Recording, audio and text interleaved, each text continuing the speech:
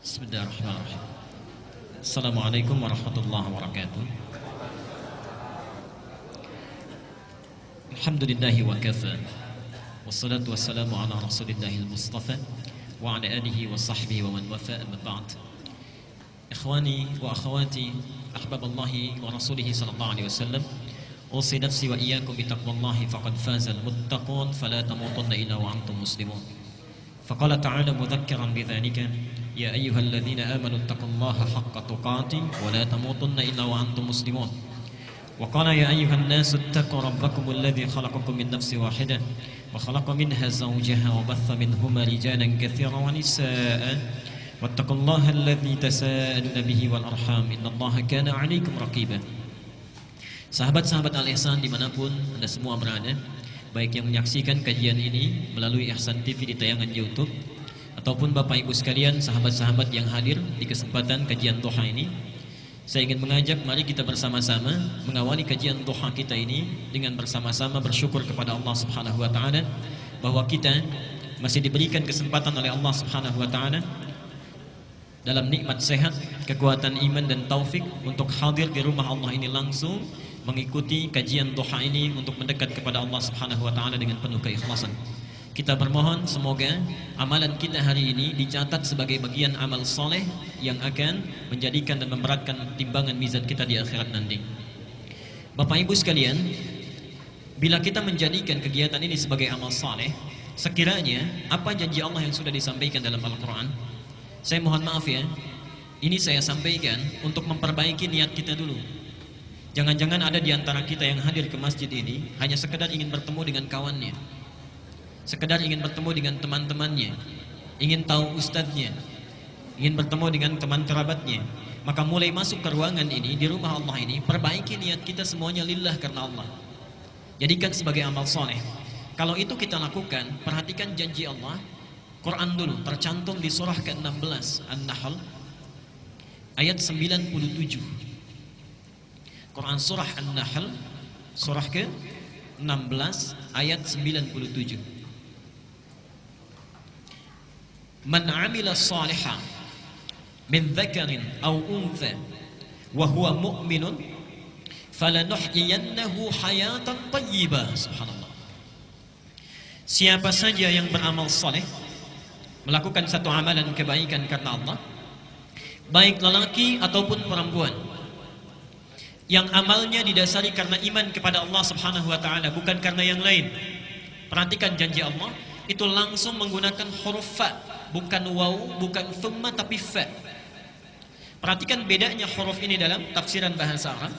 Kalau menggunakan huruf waw, itu bisa jadi ada jeda yang sangat singkat. Jadi kalau saya katakan misalnya Ahmad yadhhab ila Jami' al-Ihsan wa Ali. Ahmad pergi ke Masjid Al-Ihsan dan Ali. Itu bisa jadi ada jeda. Ahmadnya pergi misalnya sekarang, Ali nyusul 5 menit kemudian. Ada yang kedua menggunakan thumma. Dhahaba Ahmad ila Jami' al-Ihsan thumma Ali. Ahmad pergi ke Masjid Al-Ihsan, kemudian Ali. Di sini jedanya agak panjang. Mungkin 1 jam kemudian, mungkin 2 jam kemudian. Tapi kalau kalimatnya menggunakan fa, artinya nyaris tak ada jeda. Dhahaba Ahmad ila Jami' al-Ihsan fa Ali. Ahmad pergi ke Masjid Al-Ihsan, lantas Ali. Jadi begitu Ahmad berangkat, Ali pun langsung berangkat. Subhanallah. Di ayat ini bukan waw, bukan thumma, tapi menggunakan fa langsung. Man 'amila shalihan min dzakarin aw untha wa huwa mu'minun falanuhyiyannahu hayatan thayyibah. Maka Allah akan jamin untuk memperbaiki keadaan hidupnya.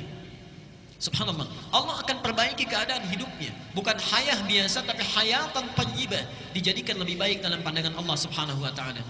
Mohon maaf, barangkali tidak semua orang yang hadir saat ini itu berada hatinya dalam keadaan yang tentram. Mungkin ada yang sedang punya persoalan di pekerjaannya, ada yang sedang punya masalah di rumah tangganya, ada yang sedang punya persoalan di lingkungan kehidupan sosialnya. Allah berjanji dalam ayat ini, siapa yang beramal soleh diniatkan karena Allah, maka keadaan apapun yang sedang dia rasakan, Allah akan rubah menjadi lebih baik dalam pandangannya. Jadi antum begitu masuk ke ruangan di rumah Allah ini, subhanallah, perbaiki niat kita, lakukan karena Allah, dan sampaikan kepadanya, duhai Allah, saya hadir di rumahmu ini untuk mendekat kepadamu, jadikan sebagai amal saleh, lalu minta kepada Allah kebutuhan yang kita mohonkan untuk dijadikan lebih baik. Itulah sebabnya saya sering rewel menyampaikan, subhanallah, kalau kita berada taklim di masjid, itu adalah anugerah yang tak terkira nilainya. Perhatikan kalimatnya, tafsir dari ayat ini bisa kita katakan demikian. Kalau antum masuk masjid, kalimat apa yang diucapkan? Baik. Lihat ya, masjid rumah siapa? Rumah Allah. Masuk rumah Allah sang Khalik dengan masuk rumah kita itu sudah lain aturannya. Masuk rumah kita, sebelum masuk kita ucapkan dulu assalamualaikum. Tolong dicatat ini ya, hadisnya sahih. Seorang yang masuk ke satu ruangan kemudian tidak mengucapkan assalamualaikum, maka syaitan jin berkata kepada teman-temannya, ada tempat bermalam bagi kita hari ini. Kalau kita mengatakan assalamualaikum misalnya, walaupun tidak ada orang, dan jangan khawatir akan dijawab, nggak apa-apa. Assalamualaikum misalnya, kalau kita ucapkan assalamualaikum, maka syaitan atau jin dia berkata kepada kawan-kawannya, tidak ada tempat bermalam bagi kita hari ini. Pun sama saat kita makan atau minum misalnya, tidak mengucapkan bismillah karena Allah, maka jin akan berkata, syaitan akan berkata kepada kawannya, kita punya jatah makan atau minum. Tapi kalau kita bacakan bismillah, sebut nama Allah, dia akan berkata, tidak ada jatah bagi kita hari ini, baik makan ataupun minuman. Rumah Allah beda cara masuknya. Antum rumah biasa, assalamualaikum, masuk rumah Allah, kaki kanan yang dilangkahkan, dan kalimatnya lain, Allahumma ftahli abwaba rahmatik. Subhanallah. Tolong fokus ke sini ya. Ya Allah, barangkali antum selama ini cuma dibaca, tapi sebetulnya Allah sedang menunggu kita. Allahumma ya Allah, iftahli, bukakan kepadaku, bukakan untukku, abwaba, pintu-pintu, bukan hanya satu pintu. Ini bukan pintu fisik yang dimaksudkan. Abwaba rahmatik, pintu-pintu rahmatmu yang luas itu. Kalimat rahmat di Quran wujudnya ada 3. 1, rahmat itu bisa berarti solusi dan kasih sayang Allah yang diberikan bagi orang yang sedang punya masalah, punya persoalan. Itu ada dalilnya di Quran surah Al-Baqarah 155 sampai 157. Quran surah 2 Al-Baqarah ayat 155 sampai 157. Dan nanti keterangannya, tafsirnya ada di Quran surah At-Taubah surah 9 ayat yang ke-18. Perhatikan kalimat Qurannya, subhanallah, ini indah sekali. وَلَنَبْلُوَنَّكُمْ بِشَيْءٍ مِنَ الْخَوْفِ وَالْجُوعِ وَنَقْصٍ مِنَ الْأَمْوَالِ وَالْأَنْفُسِ وَالثَّمَرَاتِ وَبَشِّرِ الصَّابِرِينَ 155. الَّذِينَ إِذَا أَصَابَتْهُمْ مُصِيبَةٌ قَالُوا إِنَّا لِلَّهِ وَإِنَّا إِلَيْهِ رَاجِعُونَ 156. Sekarang lihat 157-nya. أُولَئِكَ عَلَيْهِمْ صَلَوَاتٌ مِنْ رَبِّهِمْ وَرَحْمَةٌ وَأُولَئِكَ هُمُ الْمُهْتَدُونَ. Berhenti di sini. Mohon fokus ke sini, ke ayatnya. Kata Allah, dan siapapun yang hidup itu, pasti kami akan uji kehidupannya dengan berbagai ujian yang bermacam-macam.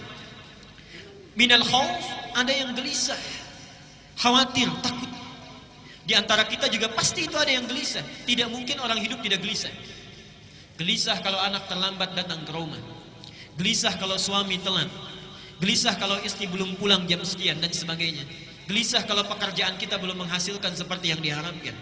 Wal ju', kekurangan makanan. Wa naqsin minal amwal, kekurangan harta. Wal anfus, ada yang sakit sampai dengan wafat.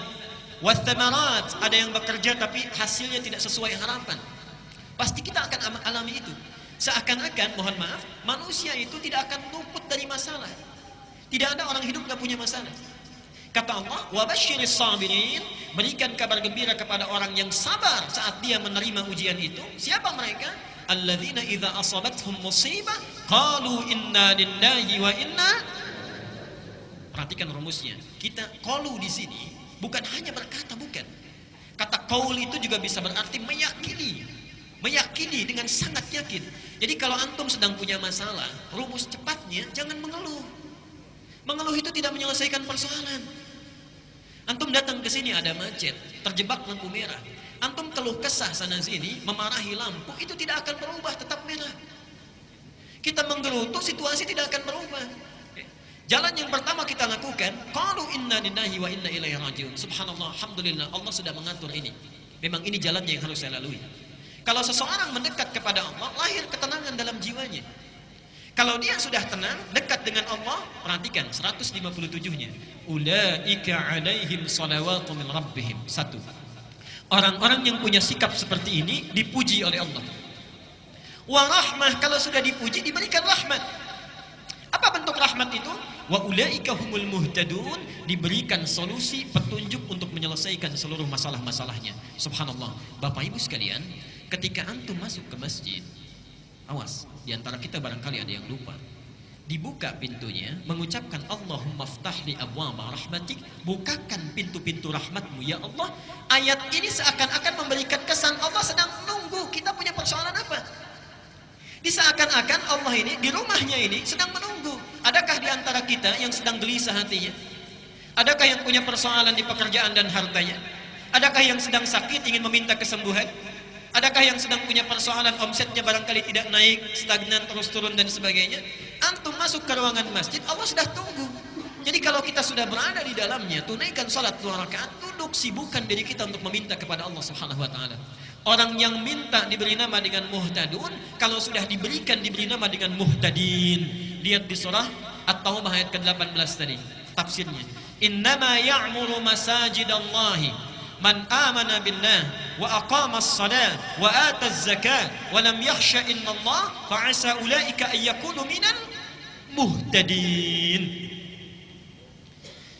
Yang memakmurkan masjid Allah itu kalangannya terbatas. Kalangannya terbatas, subhanallah. Itu hanya orang-orang yang yakin kepada Allah, menunaikan salat dengan konsisten, tunaikan zakatnya dengan baik, tidak pernah takut kecuali hanya pada Allah Subhanahu wa taala. Subhanallah, kata Allah, fa'asa ulaika ayyakunu minal muhtadin. Asa beda dengan la'alla. Kalau la'alla itu berjuang keras dulu baru dikasih. Karena itu ketika Allah menurunkan ayat tentang puasa di Ramadan, itu ujungnya ditutup dengan la'allakum. Terulang sebanyak 59 kali dalam Al-Qur'an.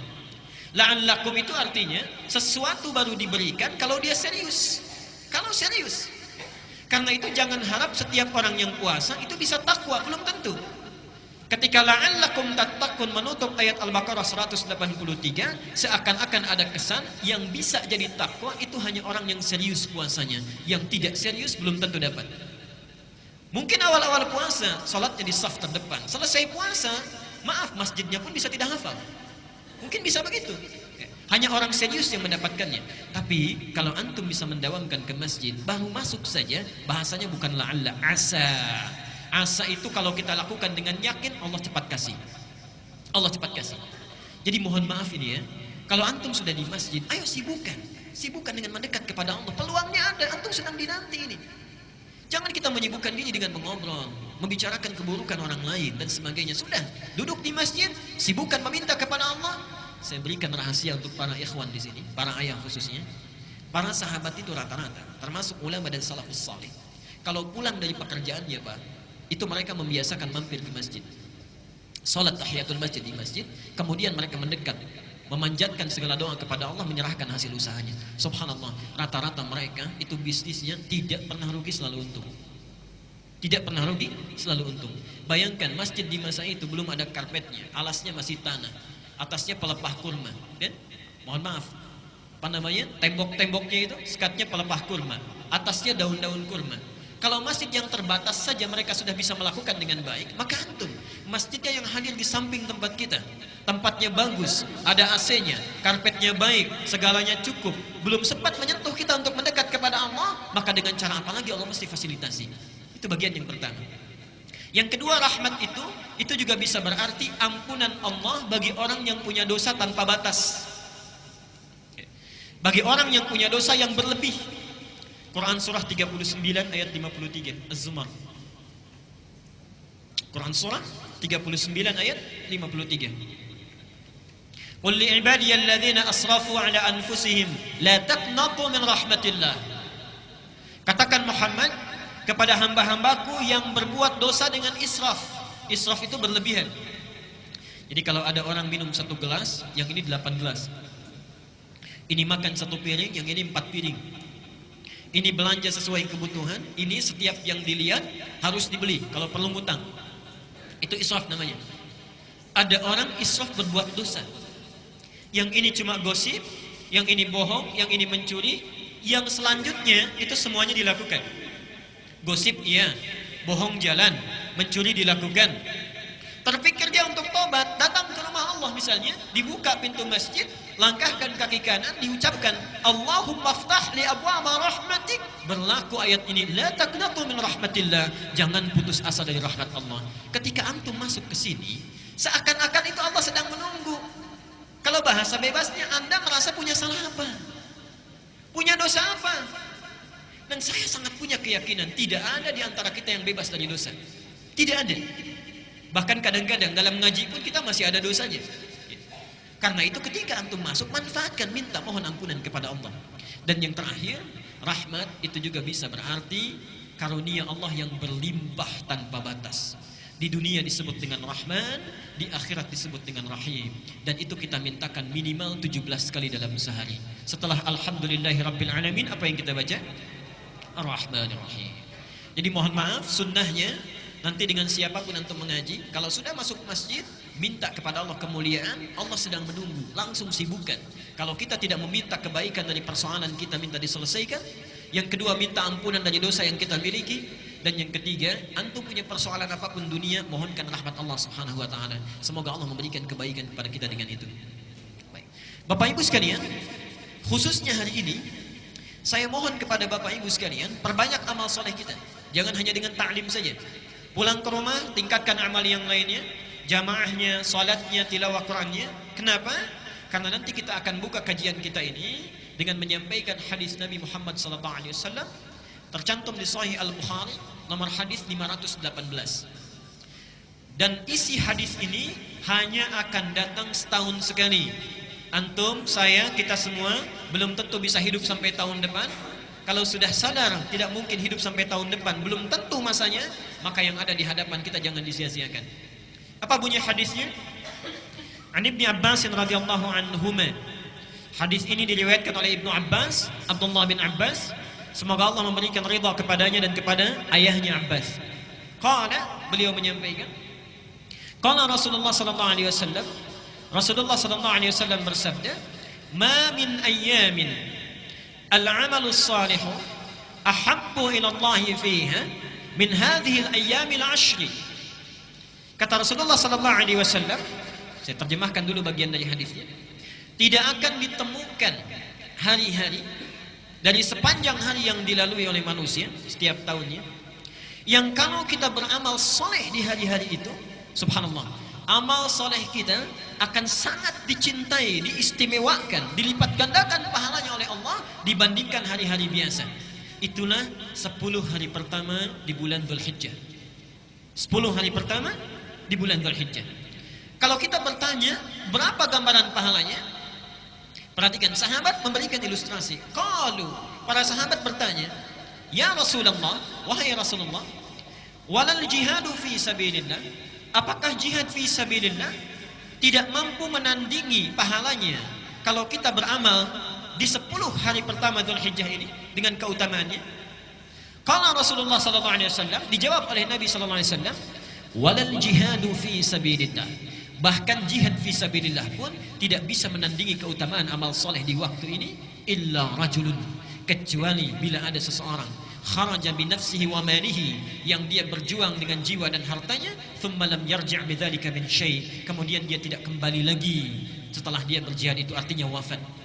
Jadi kalau antum melakukan amalan kebaikan saat ini, kemudian kita perbanyak amal soleh kita, itu nilainya lebih tinggi dibandingkan fi sabilillah, kecuali kalau ada orang yang beramal satu amalan ini, dia masih unggul, yaitu yang berjihad dengan harta dan jiwanya sampai dia wafat.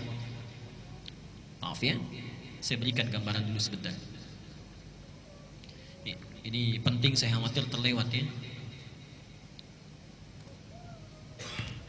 Kalau antum masih belum termotivasi sekiranya untuk beramal, memperbanyak amalan, ayo saya berikan gambaran sederhana saja. Sekarang masing-masing tanyakan pada diri kita, berapa usia kita? Oke, dijawab masing-masing saja. Saya tahu rata-rata 17 tahun ke atas. Oke. Misal, ambil rata-rata 40 tahun. Penelitian menunjukkan, dan sering saya sampaikan ini, setengah usia manusia itu dipakai tidur. Dipakai tidur. Jadi kalau orang usia 40 tahun, yang tidur berapa tahun? Sisanya beraktivitas. Baik. Makannya, minumnya, salatnya, ngobrolnya, bekerjanya, termasuk maksiatnya ada di sini. Maaf, kalau antum wafat hari ini, misal detik ini pas misalnya wafat kita, baik.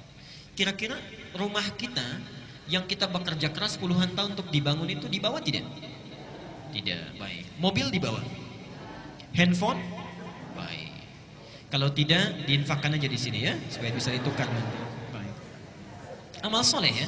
Yang dibawa apa? Amal soleh. Ibadah kan? Baik, ibadah. Saya mau tanya, dari 20 tahun beraktivitas, yang jadi ibadah berapa tahun? Ambil setengahnya bisa, 10 tahun. Artinya, awas hati-hati, masih sempat kita bisa tertawa. Hati-hati, jangan-jangan kita wafat bekal kita belum cukup. Orang yang usia 40 tahun saja, amalan yang mungkin dibawa menghadap kepada Allah itu cuma 10 tahun. Diterima tidak? Belum tentu. Baik. Syarat diterima amalan itu ikhlas. Wa ma umiru illa liya'budullaha mukhlishina lahuddin. Dari 10 tahun yang ikhlas berapa tahun? Misal setengah, 5 tahun, misal 5 tahun. Jadi orang yang hidup dengan usia 40 tahun, itu potensi amal produktif yang dibawa saat dihisab menghadap Allah itu cuma 5 tahun. Dosanya berapa tahun? Subhanallah. Gak usah banyak-banyak ya, gak usah banyak-banyak. Misal, dosanya 10 tahun. Yang dibawa cuma 5 tahun. Dan kita sudah paham bahwa amal yang ini tidak akan cukup menutup dosa-dosa kita. Dan kita yakin bahwa orang yang kurang amal baiknya, lebih banyak amal jeleknya, itu pasti muaranya jelek. Kita yakin kita akan wafat, kita yakin ada neraka, yakin masih ada surga. Kata Ali bin Abi Thalib, manusia itu aneh katanya. Dia yakin dia akan wafat, tapi tidak pernah serius menyiapkan bekal untuk wafatnya. Dia yakin adanya surga, tapi dia selalu melakukan amalan yang menjauhkan dia dari surga.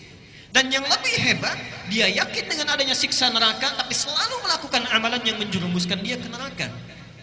Dan yang lebih luar biasa menurut saya, orang yang sudah sadar amalnya kurang masih bisa senyum, masih bisa tertawa, masih sempat-sempatnya bercanda membicarakan keburukan orang lain. Antum ada di mana? Kalau kita memang menyadari bahwa usia kita yang dulu itu pernah disia-siakan, setidaknya yang di hadapan kita sisa waktunya jangan dibuang lagi. Kita cuma punya bekal ini misalnya, kita sadar kita akan wafat. Demi Allah saya katakan, sekarang hari Ahad 2 hari lalu, itu saya baru menunaikan sholat jenazah di Masjid Agung di Pandeglang. Saya uraikan di beberapa tempat sampai tadi pagi di Baitur Rahim. Pak, itu yang wafat bukan ulama, bukan ustaz, bukan kiai. Seperti antum pekerja biasa, pengusaha, pebisnis, punya jabatan juga. Subhanallah, saya sampai terkagum-kagum. Karena beliau itu walaupun bukan ustaz, bukan ulama, bukan kiai, yang menyolatkan Pak di Masjid Agung sampai luber keluar. Masjid Agung cukup luas tempatnya, sampai luber keluar, tempatnya luar biasa. Subhanallah, saya bertanya pada hati saya, kalau saya diwafatkan sekarang, siapa yang akan menyolatkan saya? Siapa yang mengantarkan saya? Jadi antum tidak harus menjadi ustaz, tidak harus menjadi kiai, tidak harus menjadi ulama. Cukup jadilah diri kita sendiri mendekat kepada Allah dengan amalan kita. Allah akan muliakan kita saat kita pulang menghadap kepadanya. Abu Bakar bukan seorang kiai, seorang pengusaha. Utsman seorang pebisnis, Ali bin Abi Thalib seorang pengajar, Umar seorang diplomat dan birokrat yang sangat ulung, tapi dengan amalannya dimuliakan oleh Allah Subhanahu wa taala sampai dikenal sampai gini. Jadi kalau antum merasa amalannya kurang, jangan sia-siakan yang sekarang ada di hadapan mata.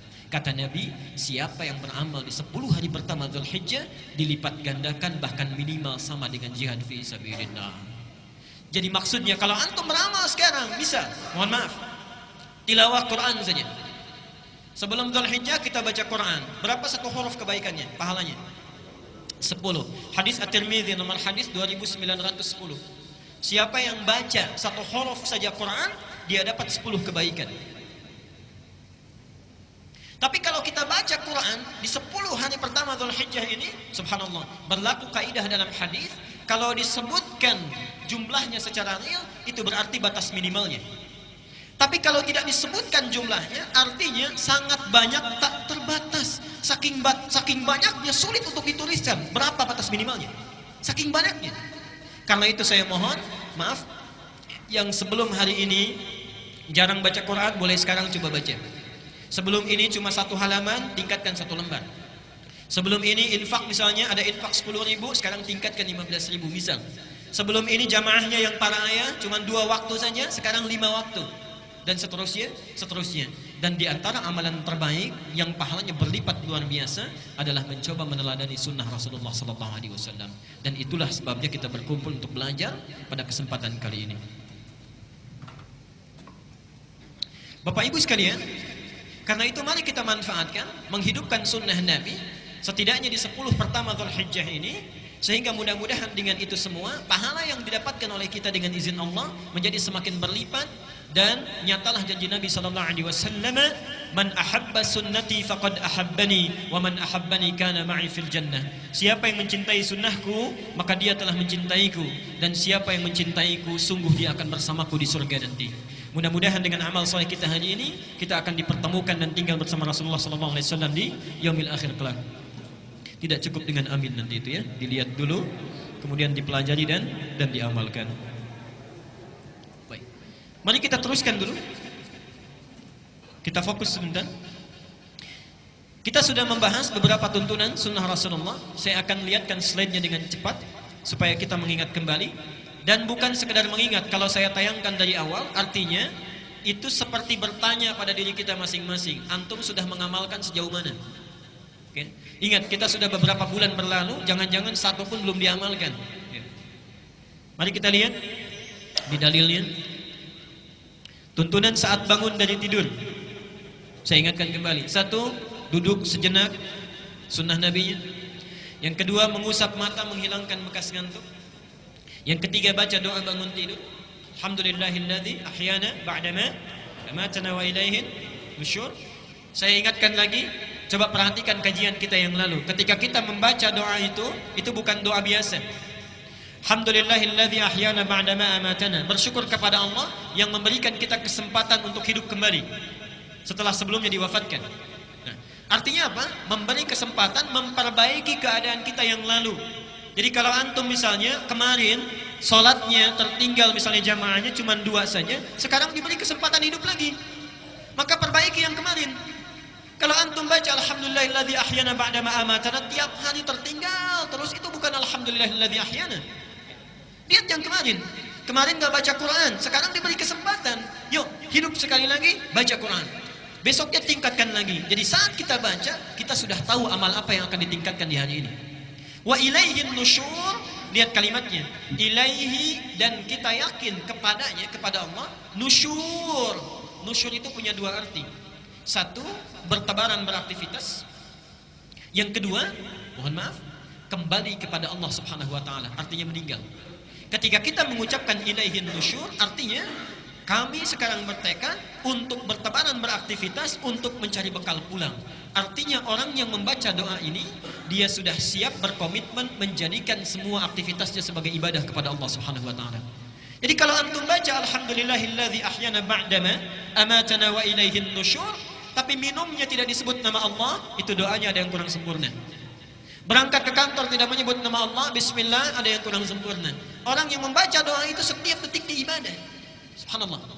Qiyaman wa qu'udan wa ala junubihim. Dia berdiri, dia duduk, ataupun dia berbaring, semuanya ibadah mendekat kepada Allah Subhanahu wa taala. Karena itulah untuk menguatkan tekad kita, yang keempat, dibaca 10 ayat terakhir di surah Ali Imran. Supaya ini tafsirnya.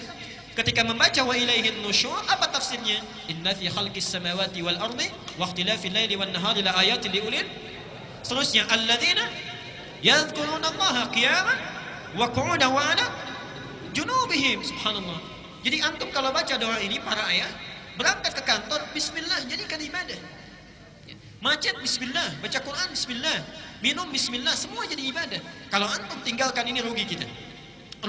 Tidak jadi amal soleh. Wal 'asr innal insana lafi illal ladzina wa amilus shalihat. Kalau aktivitas kita tidak jadi amal saleh, walaupun kita beriman, rugi kita karena tidak mendapatkan bekal yang cukup untuk pulang. Hadisnya sudah saya sebutkan. Yang selanjutnya, saya teruskan dulu pelan-pelan ya untuk mengingatkan. Amalan selanjutnya kalau sudah keluar dari tempat tidur, mencuci kedua telapak tangan dulu. Kemudian bersiwak, berwudu dengan sempurna, atau kalau yang memiliki hajat, dia bisa melakukan mandi janabah. Kemudian setelah itu bangun di pertengahan malam. Ingat, bangunnya bukan kesiangan. Ya. Sunnah Nabi harus saya ingatkan dulu. Keluar kamar mandi penting dicatat. Ini bukan kesiangan setelah subuh baru bangun, bukan. Ya. Jadi persis tidur lebih awal, bangun di pertengahan malam atau sepertiga malam, duduk, bersihkan bekas ngantuk, baca doa, kemudian 10 ayat terakhir di surah Ali Imran, keluar cuci tangan, bersihkan gigi siwak, kemudian berwudu, sempurnakan wudunya, atau ingin kita mandi dulu, baru kemudian setelah itu tunaikan salat tahajud. Dan di sini kemarin kita berhenti bahasan kita. Coba tanyakan sampai antum duduk di sini, dari sekian sunnah sudah berapa yang diamalkan? Kalau ada yang terlewat maka malam ini jangan lewatkan lagi ya. Sudah kita bisa maksimalkan. Pembahasan kita kemarin berhenti di topik ini tentang menunaikan salat tahajud. Bapak Ibu sekalian, saya akan ringkas dulu sebentar sampai kemudian kita lanjutkan kepada bagaimana sifat tahajud Nabi sallallahu alaihi wasallam. Yang pertama, Nabi sallallahu alaihi wasallam memberikan pesan yang sangat kuat kepada kita agar sedapat mungkin dalam setiap aktivitas kehidupan kita, sedapat mungkin bisa menunaikan salat tahajud di pertengahan malam. Bisa menunaikan salat tahajud dalam pertengahan malam sampai dengan sepertiganya. Baik. Kenapa ini penting dilakukan? Walaupun hukumnya itu tidak berhukum wajib. Walaupun hukumnya tidak berhukum wajib. Ternyata ada keistimewaan-keistimewaan yang ditunjukkan oleh Al-Quran sekaligus sunnah Nabi SAW yang memberikan begitu banyak keistimewaan yang khusus diberikan pada orang yang tahajud, dan tidak akan pernah keistimewaan ini diberikan pada orang-orang yang tidak tahajud sekalipun sholat fardunya itu sempurna. Misal, sholat fardu yang 5 waktu dia wajib, bagus, khusyuk ditunaikan, baik dilakukan karena Allah, tapi tidak tahajud, dia tidak akan dapat kemuliaan-kemuliaan ini. Apa diantaranya? Satu, Rasulullah menyampaikan dalam hadis riwayat Muslim nomor hadis 1163. Beliau menyampaikan, afdalus salati ba'dal fardhati salatul laili. Afdalus salati, salat yang paling utama ba'dal fardhati, setelah salat fardhah itu, maksudnya yang 5 waktu, dari mulai subuh, zuhur, asar, maghrib kemudian isya, itu yang paling utama, yang paling bagus salatul laili, salat yang ditunaikan pada malam hari, yaitu yang dimaksud salat tahajud. Jadi sifatnya saja sudah disebut oleh Nabi sebagai salat yang sangat utama. Satu. Yang kedua, apa rincian dari keutamaan ini? Mari kita lihat pelan-pelan. Satu, disebutkan oleh Allah dalam Al-Quran surah 73 Al-Muzammil. Surah Al-Muzammil kemarin pernah kita bahas. Ayat yang ke-6, inna nashi'atal laili hiya ashaddu wat'aw wa aqwamu qila. Satu, ini kata Quran, sifat kekhusyuannya saja. Sifat kekhusyuannya, salat malam itu kalau ditunaikan akan lebih khusyuk, lebih menyentuh ke dalam jiwa dibandingkan dengan salat yang ditunaikan di siang hari. Subhanallah. Inna nashi'atal laili, sungguh bangun malam itu, hiya asyaddu wat'aw wa aqwamu qila, dia akan lebih menyentuh ke dalam jiwa, wa aqwamu qila, dan memberikan semangat yang kuat tatkala kita menyebutkan berbagai permohonan kepada Allah. Tolong jeli ya, jeli baca ayat ini. Silahkan dibuka ayat 7 sampai 8-nya. Dibuka ayat 7 sampai 8-nya. Ya ayyuhal muzammil qumil laila illa qalila nisfahu wa inqus minhu ila qalila wazid alaihi warattilil qur'ana tartila. Baik ya. Inna sanulqi 'alaika qawlan thaqila inna nashi'atal laili hiya ashaddu wat'aw wa aqwamu qila. Sekarang lihat ayat 7-nya. Innalaka fin nahari sabhan tawila. Saya berikan rahasianya di sini ya. Yang buka mushaf, saya tidak tuliskan di sini. Yang bawa mushaf, coba dibuka juga tafsirnya surah Al-Insan. Al-Insan ayat 26. Bukan Al-Ihsan ya, karena nggak ada Al-Ihsan di Quran. Al-Insan. Al-Insan ayat 26.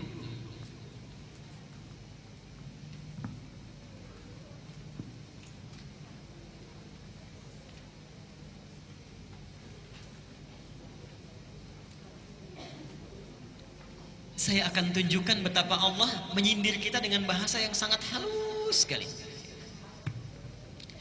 Kita buka di surat 73 dulu. Al-Muzammil, inna laka fin nahari. Lihat sini rumusnya, saya garis bawahi. Sabhan tawila. Ini. Lihat sini. Ini yang di Al-Muzammil ayat ke 7. Oke. Sungguh kata Allah, inna laka fin nahari, sungguh engkau itu pada saat siang sabhan tawila, begitu banyak dan sibuk betul aktivitasnya. Kalau bahasa bebasnya, subhanallah, kamu itu betapa sibuknya pada saat siang. Pekerjaannya untuk kehidupan dunia kita saja. Kerja sana sini, makan, minum, bahkan tidur dan sebagainya. Jadi siang itu seakan-akan tidak ada waktu untuk Allah. Paling cuma 1 menit, 2 menit, 5 menit, 10 menit.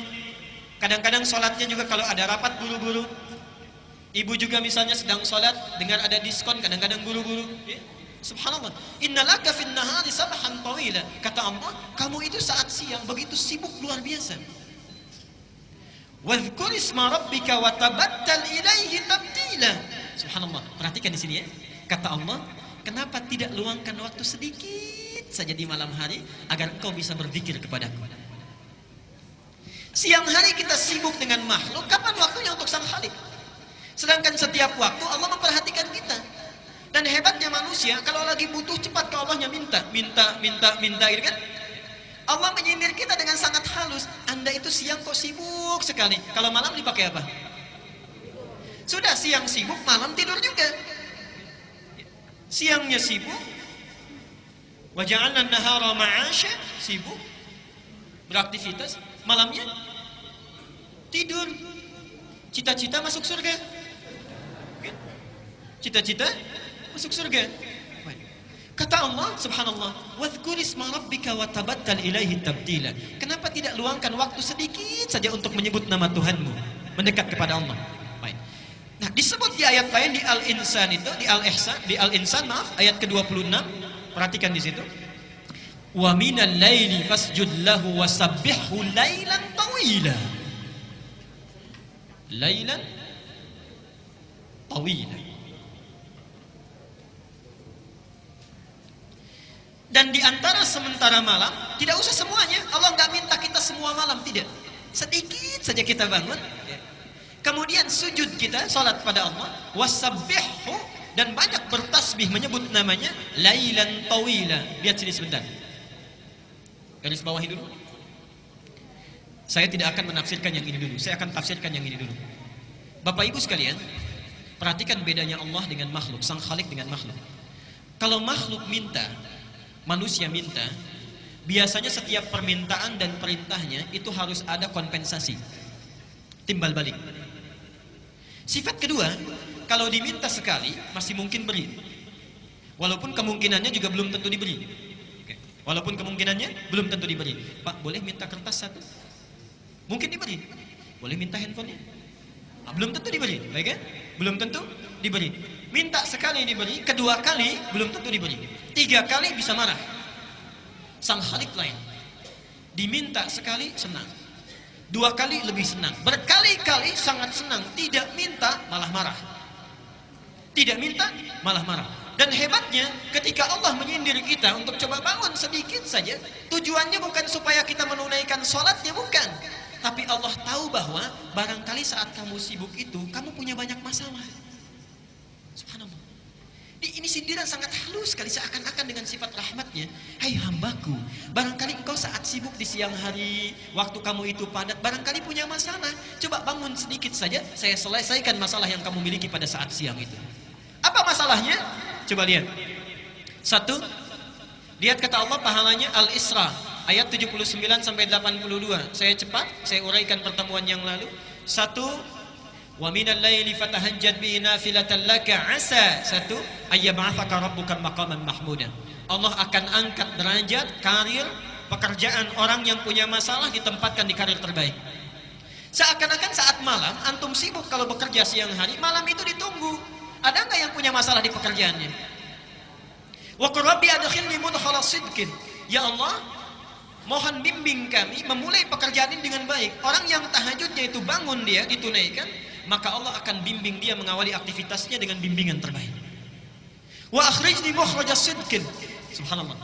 Kalau dia memiliki kesulitan dimanapun itu, misal di pekerjaan, misal di rumah, misal dalam kehidupan harian, itu dibimbing oleh Allah, dilepaskan dari segala persoalan yang dialami. Waj'alni min ladunka sultanan nasira. Kalau diganggu oleh orang lain, langsung Allah yang menolongnya. Pak Ibu sekalian, kita ini aneh. Kita merasa punya kesulitan, Allah sudah menunggu kita, tapi kita abai. Padahal ketika Allah minta kita bangun, nggak usah banyak-banyak, sedikit saja. Saya tahu kamu sibuk nanti siang hari. Bangun sebentar saja. Kalau kamu bangun, silahkan punya persoalan apa. Saya selesaikan setiap persoalan yang engkau bawa saat siang itu. Kalau orang sudah merasa kenikmatan dengan tahajud, maka sifatnya akan lain. Dia satu kali bangun misalnya, diberikan oleh Allah anugerah tahajud, ada kenikmatan di dalamnya, dipuji oleh Allah, mendapatkan keutamaan kebaikan. Ketika kenikmatan dunia saja sudah dirasakan, subhanallah, lihat. Wa qul ja'al haqqu wa zahaqal batilu innal batila kana. Begitu tahajud dia diberikan janji Allah dengan pasti, yakin di situ. Dia katakan benar ternyata janji Allah. Dinikmati tahajudnya, malam tadi yang cuma 2 rakaat, besoknya lailan tawila.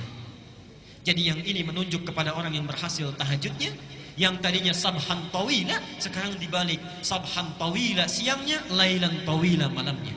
Jadi kalau orang tahu tentang hikmah dan hukum tahajud serta keistimewaannya, niscaya orang tidak akan pernah tidur pulas setiap malamnya. Pasti bangun. Pasti bangun. Saya teruskan sebentar. Yang selanjutnya, orang tahajud itu satu, disebut sifat salatnya akan lebih khusyuk. Yang kedua, mendapat anugerah kebaikan saat di dunia. Yang ketiga, langsung dipuji oleh Allah di Az-Zumar. Quran surah 39 ayat 9. Amman huwa qanitun ana al-laili sajidan wa qa'iman yahdharul akhirah wa yarju rahmata rabbih. Qul hal yastawi alladhina ya'lamuna wal ladzina la ya'lamun? Adakah sama di antara orang-orang yang suka bangun malam dengan khusyuk kemudian sujud, berdiri lama karena Allah, dengan orang-orang yang tidak beriman? Sedangkan orang-orang yang bangun di malam hari ini, satu, dia takut kalau di akhirat dia tidak akan selamat. Yang kedua, dia mengharap rahmatnya Allah. Jadi diberi kesempatan oleh Allah, setiap bangun kamu mau minta apa? Mau minta apa? Hadisnya qudsi bahkan. Ya ibadi, wahai hambaku, siapa yang kemudian meminta kepada Allah, aku akan berikan. Siapa yang memohon akan dikabulkan. Siapa yang beristighfar mohon ampunan akan diampuni pada saat ini. Subhanallah. Dan yang terakhir, ini tolong catat dengan baik ya. Allah sediakan surga khusus bagi orang-orang yang selalu mendawamkan tahajud. Jadi ada surga khusus nanti, ada surga khusus ya, tingkatannya yang disediakan bagi orang yang selalu konsisten tahajud. Dalilnya Quran surah 51. 51 kalau dibalik berapa? 15, ayat 15 sampai dengan 18. Ini saya mohon maaf ya, ini ada beda Al-Ihsan dengan di Pandeglang Masjid Agung. Kalau di Pandeglang itu yang disolatkan orang, yang di sini jam. Jadi jamnya udah hilang tuh, ya. Kanan kiri itu.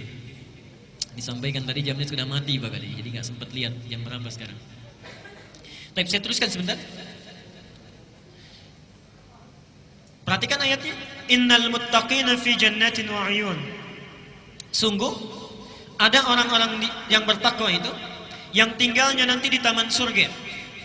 Mohon antum dari sekarang siapkan kira-kira surganya mau di mana. Saya ingatkan lagi ya supaya tidak lupa. Surga itu terbagi 4 level di Quran. Hati-hati, ada 4 level surga.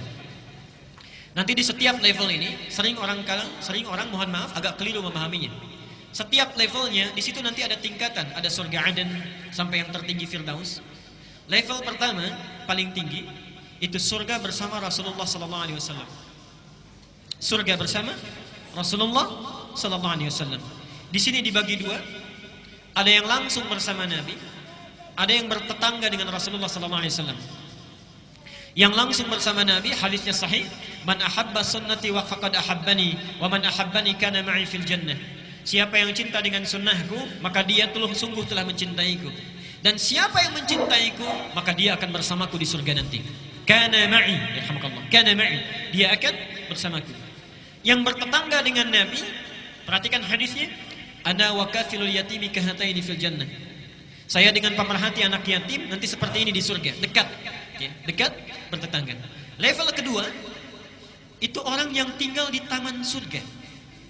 Yang tinggal di taman surga. Apa keistimewaan taman surga ini? Taman surga ini keistimewaannya dibandingkan dengan surga biasa, langsung disifati oleh Quran, akhidina ma atahum rabbuhum. Kalau surga yang lainnya, misal antum masuk surga di kelas biasa misal, itu kalau ingin minum saja, ada pelayan namanya wildanun mukhalladun. Kalau laki-laki dilayani oleh bidadari yang sangat cantik luar biasa. Kalau perempuan oleh pangeran-pangeran surga. Gelasnya saja bi aqwabi wa abariqa wa ka'sin min ma'in, terbuat dari mutiara-mutiara yang berkilauan dari emas dan perak yang menyatu. Yang sifatnya mala ainun ra'at wala udhunun sami'at wala khatarun ala qalbi bashar. Tidak pernah dilihat oleh mata di dunia, didengar kisahnya oleh telinga, dan subhanallah, tidak pernah terlintas sedikit pun di benak kita. Itu surga kelas biasa. Tapi surga, di taman surga, perhatikan, kalau antum butuh apa-apa, itu Allah langsung yang kasih. Kun fayakun ada. Akhirina ma atahum rabbuhum innahum kanu qabla dzalika muhsinin. Mereka langsung dibalas oleh Allah, ingin apapun subhanallah langsung ada Allah yang berikan.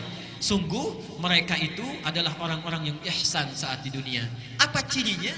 Ternyata ciri pertamanya itu orang yang konsisten tahajud. Lihat, kanu qalila minal laili ma yahja'un. Ciri pertamanya, orang-orang ini saat di dunianya sedikit tidurnya. Sedikit tidurnya. Dia hidupkan malamnya. Jadi insyaallah antum mirip-mirip ya. Kalau di situ sedikit tidur, di sini sedikit-sedikit. Tambah sedikit ya. Baik. Kanu qalila minal laili ma yahja'un. Jadi kalau kita rajin tahajud, ya, kita dawamkan ibadah ini, subhanallah, itu surganya yang sudah menanti minimal taman surga. Taman surga itu minimal. Ya. Kalau antum misalnya tambah lagi dengan yang lain, kita dawamkan misalnya, subhanallah, sholat sunnahnya yang qabliyahnya 12 rakaat tidak pernah ditinggalkan, didawamkan terus, dibikinkan rumah lagi, dibikinkan istana di dalam surga. Kalau antum tinggalkan canda yang tidak bermanfaat, misal canda yang tidak bermanfaat itu yang ada bohongnya, hanya untuk membuat orang lain tertawa misalnya, itu subhanallah dibangunkan oleh Allah istana di pinggiran surga.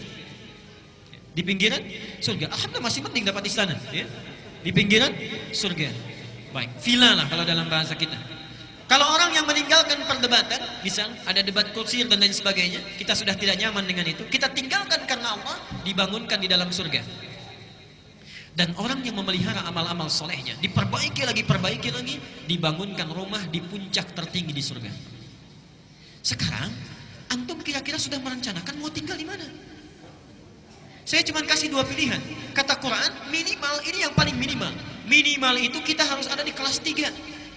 Yang ketiga itu tempat surga yang seluas langit dan bumi. Seluas langit dan bumi. Dalilnya ada di Ali Imran, nomor ayat 133 sampai 134. Quran surah 3 ayat 133 dan 134. Lihat ayatnya. Wasari'u ila maghfiratin min rabb wa jannatin arduha samawati wal ardu 'iddat lil muttaqin. Subhanallah. Sejenak. Kata Allah, segera engkau beristighfar kepada Allah. Mohon ampun taubat kepadanya. Dambakan punya cita-cita minimal punya rumah di surga seluas langit dan bumi. Subhanallah. Itu minimal yang akan disediakan bagi orang yang takwa. Apa amalannya? Ustaz, saya nggak sempat kalau tahajud. Tilawah Quran saya kurang bagus. Puasa juga kayaknya kurang mampu. Apa yang bisa dilakukan? Subhanallah. Lihat 134-nya. Alladzina yunfikuna fis sarra'i wad dharra. Dia gemar membantu sesamanya. Ada tetangganya kurang, dia bantu. Walaupun cuma cukup air putih, dia bantu orang lain. Apa yang bisa dia persembahkan, dia berikan. Wal kadhiminal ghaidha. Dia sanggup menahan amarahnya. Wal 'afina 'anil nas, ada orang salah dia maafkan. Jadi antum misalnya kalau sadar diri kita punya kemampuan amalan, tidak bisa melakukan yang lain, tunggangi yang lainnya. Pak, ada seorang pemuda, ini kisah ayat ini disampaikan. Seorang pemuda, Rasulullah sedang ta'lim seperti ini. Tiba-tiba kata Nabi, saya dengar langkah penghuni surga. 3 kali disebutkan, Ali dengan Mu'adz itu penasaran.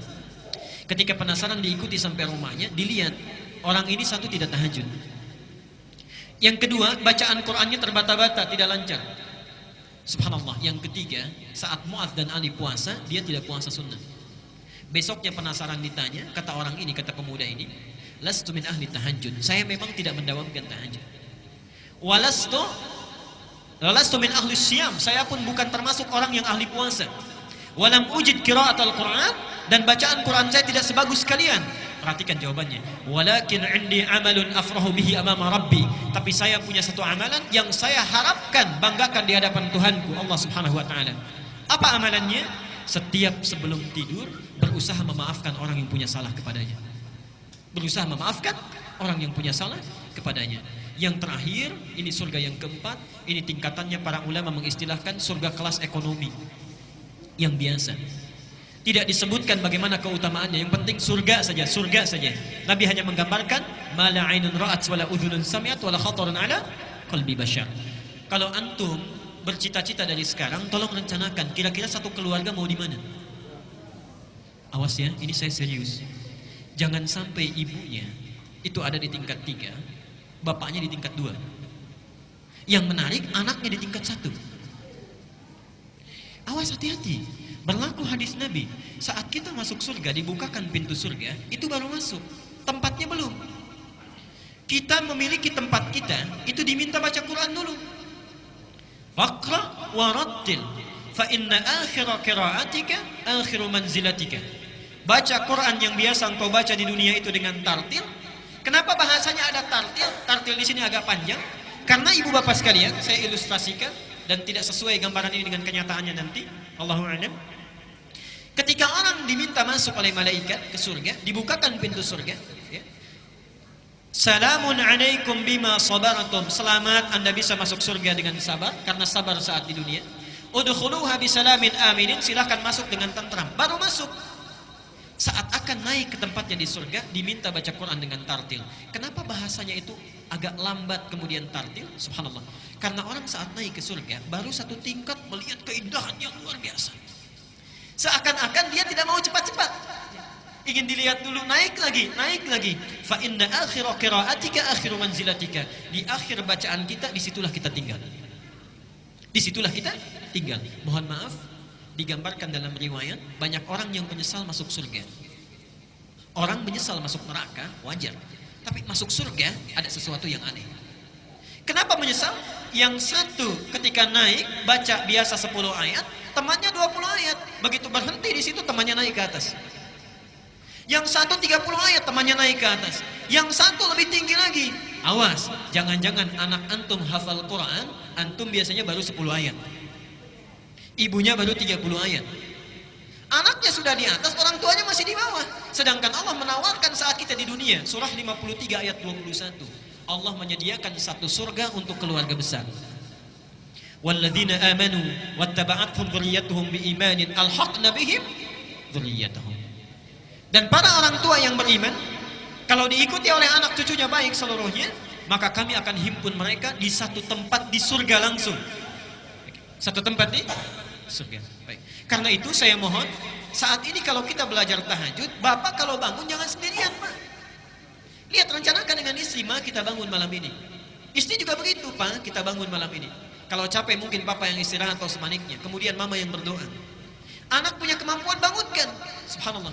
Ibnu Abbas itu begadang, usia 3-4 tahun, hanya ingin melihat sifat sholat tahajud Nabi SAW. Seorang Ibnu Abbas. Jadi mohon, rencanakan dari sekarang, beramal dengan amalan satu keluarga. Saya teruskan dan di sini kita berhenti dulu kajian kita. Sekarang sifat tahajud Rasulullah sallallahu alaihi wasallam. Nanti kita akan jeda dulu sejenak di sini, kita buka untuk diskusi dulu.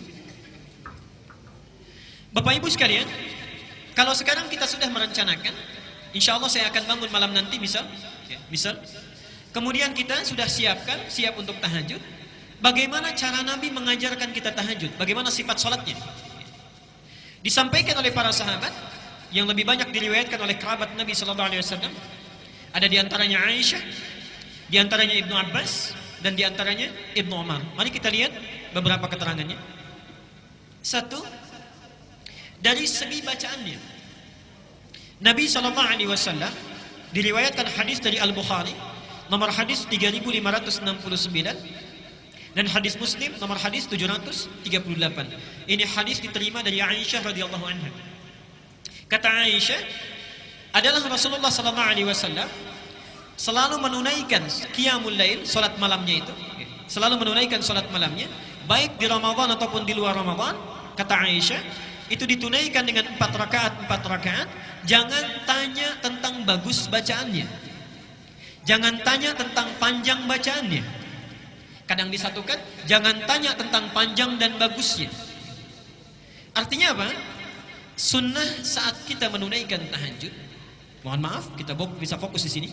Sunnah saat menunaikan tahajud, sedapat mungkin dibaca dengan tartil, berapapun ayat yang bisa kita hafalkan dan bisa kita baca. Sedapat mungkin dibaca dengan tartil. Mari kita lihat sebentar. Saya beri contoh. Misal, antum ingin menunaikan tahajud, baru hafal 50 ayat Al-Baqarah. Misal, kenapa ada is? 50 ayat Al-Baqarah. Ditunaikan misalnya 11 rakaat. Kita bagi 50 jadi 11, berapa? Kurang lebih? Baik ya. Ada yang 4, ada yang 5 ya. Ada 4, ada yang 5. Misal, rakaat pertama 5, rakaat keduanya 4 dan seterusnya. Ini masih sedikit. Sedikit ya? Baik. 4 ayat atau 5. Misal, rakaat pertama 5, rakaat keduanya 4 dan seterusnya. Ini masih sedikit. Sedikit ya? Baik. 4 ayat itu tidak banyak. Alif lam mim dzalikal kitabu la raiba fihi hudal lil muttaqin alladzina yu'minuna bil ghaibi wa yuqimuna shalah wa mimma razaqnahum yunfiqun. Kemudian walladzina yu'minuna bima unzila ilaika wa ma unzila min qablik wa bil akhirati hum. Sudah selesai. Allahu akbar. Tidak banyak kan? Baik. Tidak banyak. Ada yang kedua banyak, misalnya saya ingin menyelesaikan, maaf, misal saya sudah hafal surah Al-Baqarah 286. Dibagi 11 berapa? Misal dibagi 11, masing-masing misal saja, masing-masing 25 ayat setiap rakaat. Ada 25, ada 26, misal saja. Perhatikan sini. Ada yang dimaksud bacaannya, tafsir pertama, itu artinya banyak yang dibaca. Jadi kalau antum banyak hafalan Qur'annya, diusahakan ketika tahajud, itu dipraktekkan hafalan Qur'an yang kita baca. Makanya ada manhaj dalam hafalan Qur'an, puncak kita mengulang hafalan kita, itu ditunaikan saat tahajud. Jadi kalau hafalan Quran antum ingin kuat, ayo saat tahajud tunaikan malamnya, ulang kembali hafalan Quran kita. Jelas sampai sini?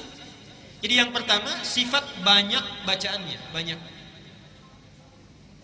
Karena itu disebut di hadisnya panjangnya. Disebut panjangnya. Ini satu. Yang kedua, kalau cuma hafal ayat-ayat atau surah yang singkat, misal saya baru hafal juz amma. Juz ammanya pun bagian belakang, wadduha, alam nashrah dan sebagainya misalnya. Nah, maka berlaku ketentuan yang kedua, bagusnya dibaca dengan tartil sesuai dengan hukum tajwidnya. Jelas sampai sini? Kalau hafalnya sedikit, baca pelan-pelan. Jangan terlalu cepat. Maaf, sifat bacaan itu ada 3 cara. Satu disebut dengan hadar. Hadar itu membaca Quran dijadikan 2 harakat panjangnya, cuma 1 detik. Misal, Alhamdulillahi Rabbil Alamin Ar-Rahmanir Rahim Maliki Yaumiddin. Di setiap 1 detik 2 harakat, itu disebut dengan qiraah hadr, cepat. Biasanya ini bacaan di salat sunnah yang berjamaah, tarawih misalnya, maka disunnahkan membaca yang ini, hadr. Yang kedua ada yang disebut mutawassit, pertengahan. Jadi 2 dijadikan 4 ya. 2 harakat dijadikan 4 harakat, 2 detik. Alhamdulillahi Rabbil Alamin Ar-Rahmanir Rahim Maliki Yaumiddin. Itu disebut dengan mutawassit, pertengahan. Itu sunnahnya digunakan dalam solat-solat yang fardu berjamaah. Jadi tidak terlalu cepat, tidak terlalu lambat. Adapun solat malam, kalau hafalan kita itu singkat, maka gunakan yang ketiga, tiwal, yang paling panjang, 6 harakat. Misal, sambil kita khusyuk mendekat kepada Allah, Alhamdulillahi Rabbil Alamin, Ar-Rahmanir Rahim, sambil dihayati gitu ya. Itu insya Allah rumusnya, kata Aisyah, baca walaupun sedikit dengan bagus, ambil yang paling akhir. Jelas sampai sini? Nah, bacaan seperti itu yang akan menyentuh ke dalam jiwa. Kalau antum bangun malam tapi bacaannya kecepatan, itu juga tidak akan berpengaruh kepada jiwa. Jelas ya? Itu bagian pertama rumusnya. Di sunnah nabinya, kalau panjang bacaannya, silahkan baca dengan qiraah yang hadar tadi, kalau banyak. Kalau pendek bacaannya, maka tingkatkan kualitas hukum tajwidnya. Jelas? Selanjutnya, itu dalilnya saya sebutkan. Yang kedua, gerakan yang dilakukan oleh Rasulullah itu begitu tenang. Begitu tenang. Subhanallah. Nanti lihat di riwayat Muslim nomor hadis 756. Riwayat Muslim 756. Itu disebutkan subhanallah, perpindahan salat Rasulullah itu dari satu gerakan ke gerakannya itu tumaninah luar biasa, tidak terlalu cepat. Selesai misalnya lam yalid wa lam yulad wa lam yakul lahu kufuwan ahad. Diam dulu ya, karena ada ketenangan di situ. Itu sunnahnya. Ada 2 diam yang harus dilakukan dalam fikih salat, sifat salat Nabi. 1 diam sebelum membaca Al-Fatihah, itu membaca iftitah atau istiftah. Yang kedua, diam setelah membaca surat sebelum kita ruku. Diam sejenak baru beliau bertakbir untuk ruku. Rukunya pun tenang sekali. Sampai-sampai puncaknya, maaf, pernah dengar hadis ini? Rasulullah salat sampai kakinya bengkak-bengkak. Sampai Aisyah terseduh-seduh melihatnya. Beliau sedang tertidur, tiba-tiba tergeser tangannya, kena kaki Rasulullah. Bangun, melihat suaminya sedang tahajud, sampai kelihatan kakinya bengkak, subhanallah. Sampai terseduh-seduh ketika salam, tidak banyak orang tahu, itu baru rakaat pertama. Baru rakaat pertama. Kata Aisyah, kenapa lahir hadis ini? Jangan tanya panjang dan bagusnya. Karena panjangnya bacaan Nabi, sekalipun cuma 3 surat, surat itu yang dibaca, Al-Baqarah, Ali Imran, An-Nisa. Itu 1. Dan ketika dibaca, tartilnya luar biasa ya. Hebatnya lagi, itu baru bacaannya. Gerakannya jangan tanya panjang bagusnya gerakannya. Begitu rukunya lama, dirasakan mendekat kepada Allah ya. Karena Nabi tahu kalau siang pasti sibuk dengan umatnya. Kapan lagi ketemu Allah kalau bukan malam? Karena itulah ketika salam ditanya oleh Aisyah, ya Rasulullah, lima hakadha? Rasulullah, kenapa mesti seperti ini? Ya. Alam takun madmunan, alam takun maksuman. Bukankah engkau telah dijamin masuk surga dan bebas dari kesalahan? Apa jawab Nabi? Afala akunu abdan syakura? Apa aku tidak boleh menjadi hamba yang bersyukur? Jadi sunnahnya, kalau antum ingin menunaikan tahajud, 1, lihat rumusnya ya. Bacaan bukan sekedar dibaca, tapi dihayati apa yang kita baca. Jadi kalau bisa sebelum kita baca dulu terjemahannya, tahu artinya. Jadi begitu kita membaca, hati langsung menghayati. Yang kedua, lakukan gerakan dengan tumakninah, karena setiap gerakan itu ada doa-doa yang dikabulkan. Contoh, dalam ruku Nabi melarang membaca Quran karena di situ ada potensi doa yang bisa dikabulkan. Dalam sujud, bahkan Nabi menyampaikan hadis riwayat Ibnu Abbas ya, keadaan antara hamba dengan Allah yang paling dekat itu saat sujud, wa huwa sajidun fa'aktsirud du'a, maka perbanyak doa saat sujud. Subhanallah, antum berada langsung bersama Allah di keheningan malam. Bahkan hadisnya qudsi, Allah sedang menunggu, kenapa tidak kita manfaatkan? Kalau orang tahajudnya benar, itu 2 rakaat saja bisa lebih daripada 15-20 menit barangkali. Enak gitu jalannya. Yuk lanjutkan. Sekarang berapa jumlah rakaatnya? Pelan-pelan. Kaidah umumnya, tahajud itu tidak memiliki batas rakaat. Kaidah umumnya. Oke? Nabi pernah menyampaikan dalam hadis riwayat Ibnu Umar, ini saya sampaikan dalilnya, yang ini saya langsung tuliskan karena tidak banyak orang yang biasa mendengarnya. Lihat di sini ringkasan dalilnya. Ada di Al-Bukhari nomor hadis 460, Muslim 1782 dan At-Tirmidzi nomor hadis 437. Dari Ibnu Umar, lihat rumus pertamanya. Salatul laili, salat malam itu cara menunaikannya masna. Silakan lakukan dengan 2-2. Jadi 2 rakaat salam, 2 rakaat salam. Fa idza khashiya ahadukumus subha shalla rak'atan wahidatan tutiru lahu ma qad shalla. Kalau sedang menunaikan dua-dua itu tiba-tiba tidak sadar sudah dekat ke subuh, maka langsung tutup dengan sekali witir. Jadi aturan umum salat tahajud itu yang dilakukan di malam hari itu umumnya tak terbatas jumlah rakaatnya. Kalau itu ingin dilakukan maka mulai lakukan dengan 2 rakaat. Jelas sampai sini? Di 2 rakaat salam, 2 rakaat salam. Tiba-tiba kita akan bangun lagi, misalnya datang fajar, lebih dekat fajar, cukup bangun tunaikan 1 rakaat dan itulah disebut dengan witir sebagai penutup. Jelas sampai sini? Baik. Adapun yang sering dilakukan Nabi, walaupun Rasulullah menyampaikan umumnya kepada para sahabat, kenapa hikmahnya menyampaikan dua-dua? Karena Nabi tahu kalau sahabat diajarkan satu amalan pasti akan ditiru itu. Pasti akan ditiru. Pertanyaan saya, apakah semua orang bisa meniru Nabi? Belum tentu. Memang 2 rakaat, tapi rakaat pertamanya Al-Baqarah, Ali Imran, An-Nisa misalnya, belum tentu bisa ikut. Karena itu diberikan kemudahan oleh Rasulullah yang biasa dilakukan Nabi. Lihat sini. 1, Nabi kadang sholat dengan 13 rakaat. Ini yang biasa dilakukan oleh Rasulullah. Ini kalau tinggal beliau di rumahnya Maimunah. Hadisnya sahih, di antaranya di Abu Daud nomor hadis 1367. Ini langsung diriwayatkan oleh Ibnu Abbas, dan saat itu Nabi sholatnya bersama Ibnu Abbas. Jadi Ibnu Abbas sedang diajarkan sholat tahajud oleh Rasulullah, ditunaikan 13 rakaat. Kalau 13 rakaat ada 2 cara. 1, tunaikan dulu sholat yang ringan 2 rakaat, disebut dengan khafifatain. Dia tidak perlu pakai sunnah.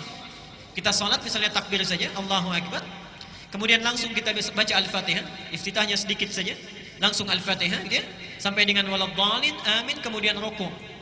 Jadi tidak membaca surah. Itu 2 rakaat pembuka, disebut khafifatain, 2 rakaat yang ringan. Selanjutnya tunaikan 2, yang terakhir ditutup witirnya 1. Jadi kalau antum ingin menunaikan sholat yang 13 rakaat, maka rumusannya formula 1, 2 rakaat ringan. Kemudian selanjutnya masuk tahajud, 2 rakaat sampai dengan ke-10-nya, ya. Kemudian setelah itu tutup dengan 1 witir. Yang kedua, kalau beliau menginap di rumah Aisyah, itu yang sering dilakukan adalah 11 rakaat. 11 rakaat. Formulanya bagaimana? Ya, kita lihat hadisnya sahih. Al-Bukhari nomor hadis 3569, Muslim nomor hadis 738. Kalau dilakukan dengan 11 rakaat bisa dengan 2 cara. 1, yang dilihat oleh Aisyah langsung, Nabi melakukan 4 kemudian witirnya 3. Jelas ya? 4 witirnya 3. Jadi 4 rakaat pertama, 4 rakaat kedua, kemudian witirnya 3. Tapi ketika Nabi menyampaikan kepada sahabat yang lain, subhanallah, 11 ini diberi pilihan. Bahkan bahasa Nabinya masna, 2. Ya. Jadi kalau antum ingin menunaikan 11 rakaat, boleh 4-4-3, boleh 2-2-2-2, witirnya terakhir ditutup dengan bisa 3, bisa 1. Bisa 3, bisa 1. Tapi tolong catat gini ya, tolong catat dengan penting.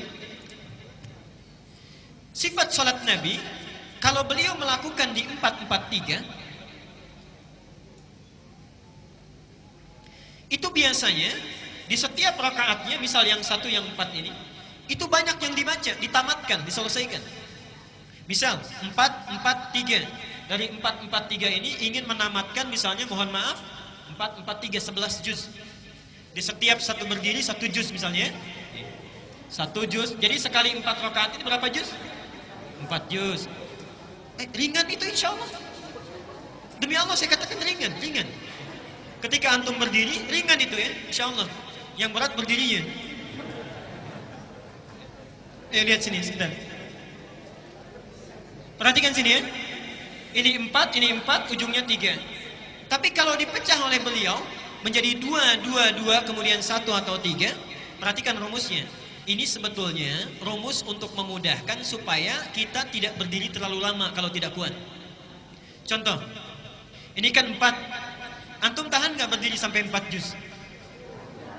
Tapi kalau kita berdiri dipecah jadi 2, 4 dibagi 2. 2, 2. Yang tadinya berdiri 4 ini, berdiri misalnya sampai dengan 3 jam, misal 3 jam. Ketika dibagi 2, kaki kita itu hanya beristirahat 1,5 jam saja berdiri. Atau misalnya 1 jam saja. Setelah selesai kan bisa duduk dulu, baru bangun lagi. Jadi rumusnya kenapa dibagi kepada 2-2? Biasanya yang 2-2 ini untuk memudahkan dan memperingan cara kita berdiri. Jelas sampai di sini?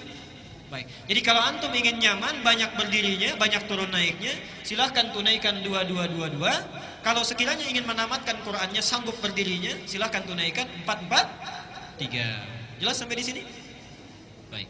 Jangan ribut begini. Oh, ini yang benar 4-4-3. Oh, tidak, ini 2-2-3. Ya. Tapi sholatnya sama, tidak sesuai sunnah Nabi. Yang 4-4-3 30 menit, ya. Yang 2-2-2-1 cuma 20 menit, itu sama-sama keluar. Baik. Saya kira saya berhenti dulu di sini. Baik. Jadi setelah disampaikan amal itu, perhatikan sini ya. Antum pilih mana? Ingin dapat pahala 10 kebaikan atau dapat pahala 1000 bulan? Saya ulang, kita akan buat kesepakatan dan ini ada di rumah Allah. Ada di rumah Allah. Dan Allah tidak akan menyalahi janji. Dan antum membuat kesepakatan disaksikan oleh Allah insyaallah.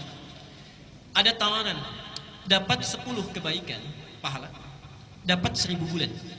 Ingin nomor 1, nomor 2. Saya ulang. Ibu-ibu itu pintar itu kalau hitung gitu ya. Nanti saya berikan rumus ibu-ibu itu ya. Baik. Ada tawaran, gak ada yang ketiga, cuma 2.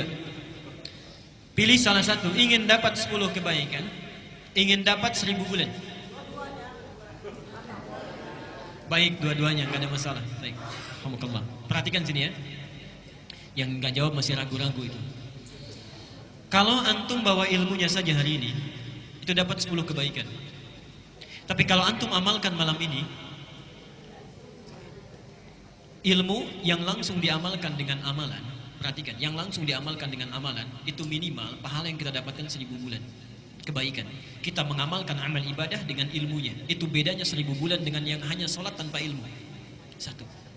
Jadi kalau antum tekad malam ini bisa bangun, kita tunaikan, setidaknya Allah memberikan pahala yang banyak. Kalau ditambah dengan baca Quran, hadisnya sahih. Misal, setelah sholat kita perbanyak istighfar, kemudian tilawah Quran. Perhatikan hadisnya sahih sekali.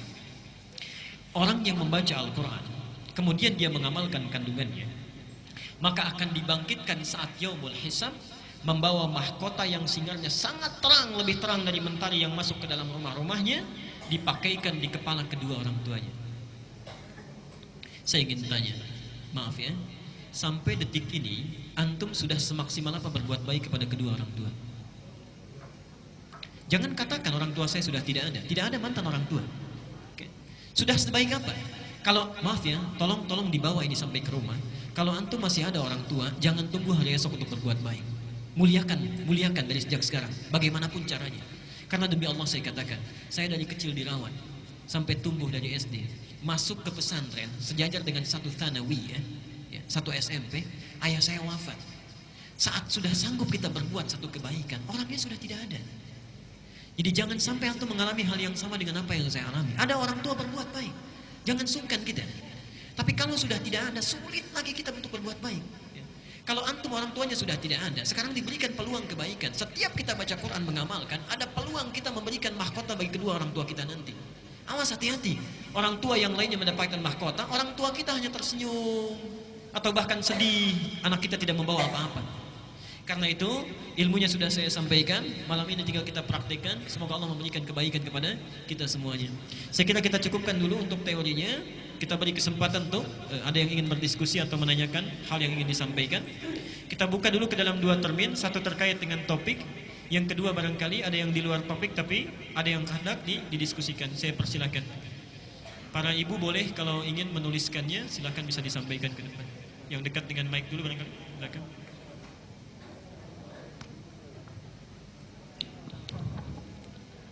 Assalamualaikum warahmatullahi wabarakatuh. Assalamualaikum. Yang pertama, saya pengen tahu tentang dalil sholat tahajud berjamaah. Baik. kalau tahajud ada berjamaah, apakah ada sholat duha berjamaah? Baik. Yang kedua, kebanyakan sahabat kita mendalili sholat tarawih itu justru mengambil dalil yang 11 rakaat sholat tahajud. Jadi mohon keterangan tentang tarawih itu sendiri. Terima kasih. Baik. Bagus pertanyaannya, saya langsung jawab dulu ya supaya tidak terlupakan. Dalil salat tahajud berjamaah boleh atau tidak? Bapak Ibu sekalian, tidak ada dalil yang sangat tegas yang mengatakan bahwa tahajud itu boleh berjamaah atau tidak berjamaah. Para ulama hanya melihat bagaimana perilaku Nabi dan contoh Nabi SAW dalam menunaikan ibadah ini. Terlihat dalam sekian riwayat, kebanyakan salat tahajud yang dilakukan oleh Rasulullah itu dilakukan dengan sendirian. Tapi pernah Nabi melakukan salat berjamaah dan dilakukan dengan Ibnu Abbas. Dalilnya bisa buka Pak di Abu Daud karena Bapak tadi minta dalil. Abu Daud nomor hadis 1367. Ya. Ibnu Abbas satu kali menginap di rumah bibinya Maimunah. Kemudian ingin melihat bagaimana sifat bangunnya Nabi dari tidur sampai beliau menunaikan tahajud. Ditunggu di depan kamarnya, kata Ibnu Abbas, saya melihat Rasulullah kalau bangun dari tidur duduk dulu, mengusap bekas ngantuknya. Kemudian berdoa, membaca 10 ayat terakhir Ali Imran. Lalu ketika keluar, ditepuklah Ibnu Abbas. Kemudian berwudu diajarkan, sampai kemudian dibimbing, diajak Ibnu Abbas menunaikan salat tahajud. Itulah sebabnya menyampaikan salatnya 13 rakaat. Yang menarik Pak, saat Ibnu Abbas diminta salat di samping Nabi, sudah takbir, pindah ke belakang. Lihat, anak usia 4-5 tahun, pindah ke belakang. Lalu ketika selesai, baru rakaat pertama selesai, Rasulullah berbalik, ditanya oleh Rasulullah, kenapa engkau pindah ke belakang? Kata Ibnu Abbas, perhatikan, saya malu sholat berada di samping orang yang sangat dicintai oleh Allah. Seakan-akan anak kecil ini sangat peka sekali. Ini orang, imam saya, sedang mendekat kepada Tuhan yang sangat dicintainya. Saya nggak mau ganggu, saya mau ke belakang aja. Anak kecil, bayangkan. Anak kita ada di mana? Anak kita ada di mana? Baik, Bapak, Pak, saya ingin ingatkan ya, termasuk Ibu, mohon maaf. Abbas itu, rahmatullah, itu satu di antara paman Nabi. Nabi punya 11 paman. Beliau dari 11 ini 2 masuk Islam. Satu Hamzah, kedua Abbas. Abbas ini seorang pengusaha yang sangat sibuk Pak. Pekerjaannya banyak. Tapi beliau sadar bahwa, mohon maaf, saya ini terlambat untuk mendapatkan Islam. Tidak punya cukup waktu untuk mendekat kepada Allah melalui Quran, apalagi menghimpun hadis Nabi. Kalau saya pernah tidak mendapatkannya, anak saya satu harus bisa. Anak saya satu harus jadi. Apa yang terjadi? Kompak dengan istrinya, anak pertamanya Fudail diminta menemani kebutuhan Rasulullah sampai yang mengambil air wudhu Rasulullah saat akan wafat, saat akan meninggal, itu anaknya Abbas, nomor 1. Anak keduanya itu Abdullah, lahir 3 tahun sebelum hijrah. Subhanallah. Kalau ada taklim Rasulullah, itu dibawa Abdullah, disimpan di situ, itu cuma main, merangkak, kemudian kadang-kadang bercanda, tertawa sana sini. Orang tidak banyak mengira dalam mainnya itu seangkatan dengan Ibnu Umar, anaknya Umar bin Khattab. Dalam mainnya ternyata setelah usia kurang lebih 9-10 tahun itu sudah menghafal 2000 hadis. 2000 hadis. Termasuk hadis yang barusan saya bacakan. Di semua amalan spesifik Rasulullah itu rata-rata kalau enggak Ibnu Abbas, Ibnu Umar, 2 anak kecil itu. Karena itu Bapak Ibu sekalian, para ulama hadis biasanya kalau menuliskan hadis itu selalu disebutkan rawinya dulu, sanadnya. Pernah dengar kalimat ini? Radhiyallahu anhu, radhiyallahu anhuma, radhiyallahu anha. Ya. Kalau hu satu laki-laki, ha satu perempuan, hum banyak. Tapi kalau huma itu khusus bagi anak dan orang tuanya, anak dan bapaknya. Contoh, Ibnu Abbas, anaknya Abbas, radhiyallahu anhuma, semoga Allah meridai anak dan bapaknya yang telah memberikan kebaikan itu. Antum bisa bayangkan, Allah memberikan kemuliaan. Kalau kita menyiapkan anak-anak kita sekarang, itu insya Allah orang tuanya dapat bagian pahalanya. 15 abad, jutaan orang itu selalu ketika membaca hadis Ibnu Abbas, satu hadis radhiyallahu anhuma, terus didoakan, panen pahalanya. Subhanallah. Ya. Bisa Anda bayangkan 2000 hadis disebut radhiyallahu anhuma dibaca oleh miliaran orang selama 15 abad. Berapa banyak pahala yang mengalir? Kita ada di mana? Kalau antum sudah sadar pernah kita menyia-nyiakan waktu, kalau bukan orang tuanya yang hafal Quran, anaknya. Kalau bukan kita yang ahli hadis, siapkan dari sekarang. Seperti Hannah dan Imran menyiapkan anaknya untuk menjadi orang yang sangat soleh, lahir Maryam, itu disiapkan dulu. Dari Maryam lahir Isa. Tidak akan mungkin jadi kalau orang tua itu tidak kompak, jadi kompak dari sekarang. Itu bagian yang pertama. Jadi intinya tahajud boleh dilakukan berjamaah kalau tujuannya untuk mengajarkan, membimbing. Tapi kalau kita sudah tahu mendekat kepada Allah, maka sunnah terbaiknya lakukan dengan masing-masing, ya. Karena tahajud terkait dengan kebutuhan kita. Mintakan secara pribadi. Kalau duha itu saya belum dapatkan secara berjamaah untuk duha, ya. Jadi saya pikir tahajud yang seperti tadi. Yang kedua tarawih. Sebetulnya nama tarawih ini tidak ada di masa Nabi. Tidak ada di masa Nabi. Nabi hanya menyebut sholat ini dengan nama qiyam.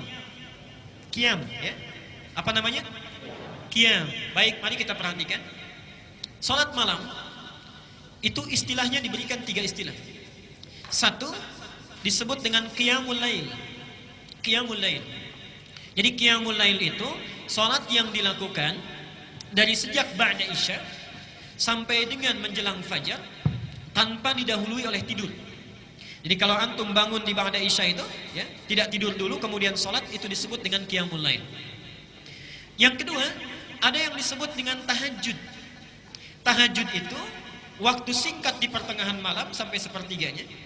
Kalau antum kemudian bangun dari tidur, misal tidur dulu, kemudian bangun di malam harinya sholat, itu sholatnya bukan qiyamul lail tapi tahajud.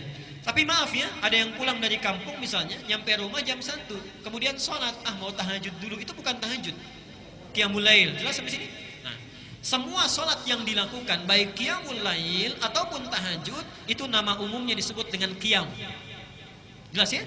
Qiyam. Nah, kenapa sholat yang di bulan Ramadan itu tidak disebut dengan qiyamul lail atau disebut dengan tahajud, tapi disebut oleh Rasulullah sebagai qiyam? Man qama ramadhana, siapa yang qiyam di Ramadan, ingin memberikan kesan kemudahan, fleksibilitas dalam menunaikannya. Bisa dibayangkan kalau Nabi misalnya menyebut qiyamul lail, itu artinya setiap orang yang ingin menunaikan tarawih Ramadan gak boleh tidur dulu. Gak boleh tidur dulu, langsung sholat. Tapi kalau disebut dengan tahajud, artinya setiap yang sholat itu mesti tidur dulu, baru bangun tengah malam. Tapi ketika disebut dengan qiyam, seakan-akan ingin memberikan gambaran kepada kita, silahkan, ini sangat dimudahkan. Ada orang yang barangkali bisa ingin menunaikan ba'da isya, boleh. Kalau pulang dari pekerjaan capek, datang kemudian ke rumahnya agak malam, tidur dulu mau? Boleh. Malamnya bangun? Boleh. Menjelang ke subuh? Boleh. Sehingga disebut dengan qiyam. Kenapa disebut dengan tarawih? Mohon maaf, tarawih itu tadinya asalnya terdiri dari kata rohah. Tarawih asalnya terdiri dari kata rohah. Apa rohah itu? Rohah itu sudah jadi bahasa Indonesia, rehat, sesuatu yang berlangsung dengan tenang, nyaman, santai. Kalau sesuatu dilakukan sekali saja, maka disebut dengan rohah. Kalau berkali-kali, dijamakkan menjadi tarawih. Kenapa sholat ini disebut dengan tarawih? Karena sahabat ketika melihat Rasulullah menunaikan sholat itu, ditunaikan dengan tenang. Tidak buru-buru bacaannya, santai gerakannya. Dari situlah sahabat ingin menyampaikan pesan, jika antum kita semua ingin meniru sifat sholat Nabi di bulan Ramadan, maka lakukanlah dengan tenang, jangan buru-buru bacaannya termasuk dengan gerakannya. Disebutlah dengan sholat tarawih. Jadi kalau ada di antara kita yang sholat tarawih tapi cepat-cepat, itu bukan tarawih namanya, ya, bukan tarawih namanya. Jelas sampai di sini Pak? Saya kira itu ya. Saya bacakan cepat dulu saja.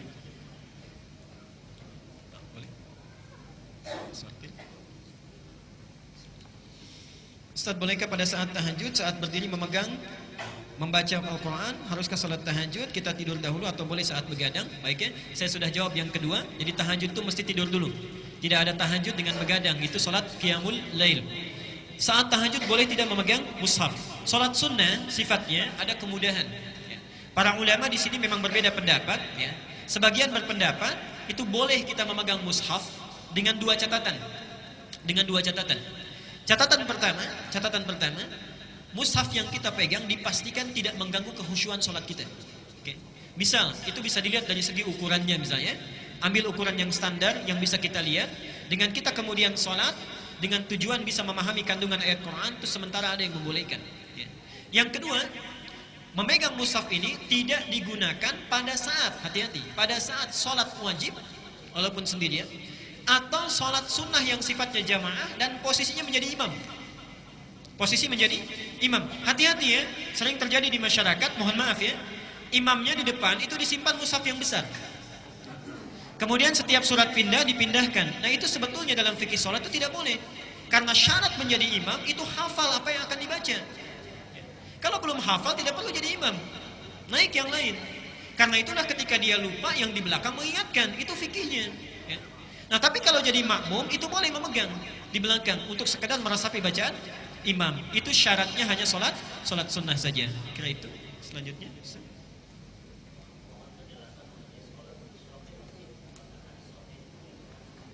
Baik, hadisnya sahih, isyraq atau syuruk, ya. Isyraq atau syuruk itu boleh dilakukan. Waktunya sesaat setelah ba'da subuh, ketika antum berada di masjid silakan boleh dilakukan. Dan sunnahnya, perhatikan, ini banyak orang sholat syuruk atau isyraq tapi sunnahnya tidak dipraktikkan. Mohon maaf ya. Ini ada tujuan sholat syuruk itu. Jadi kisahnya, satu kali Rasulullah keluar dari masjid, kemudian dilihat, mohon maaf, ada sementara orang-orang Majusi akan bekerja, dia menghadap ke matahari. Ya. Dia minta keberkahan, minta kemudahan dalam pekerjaannya. Melihat itu Rasulullah kembali, kemudian menyampaikan pada para sahabat, kalau kalian ingin minta pada Sang Khalik, jangan minta pada benda.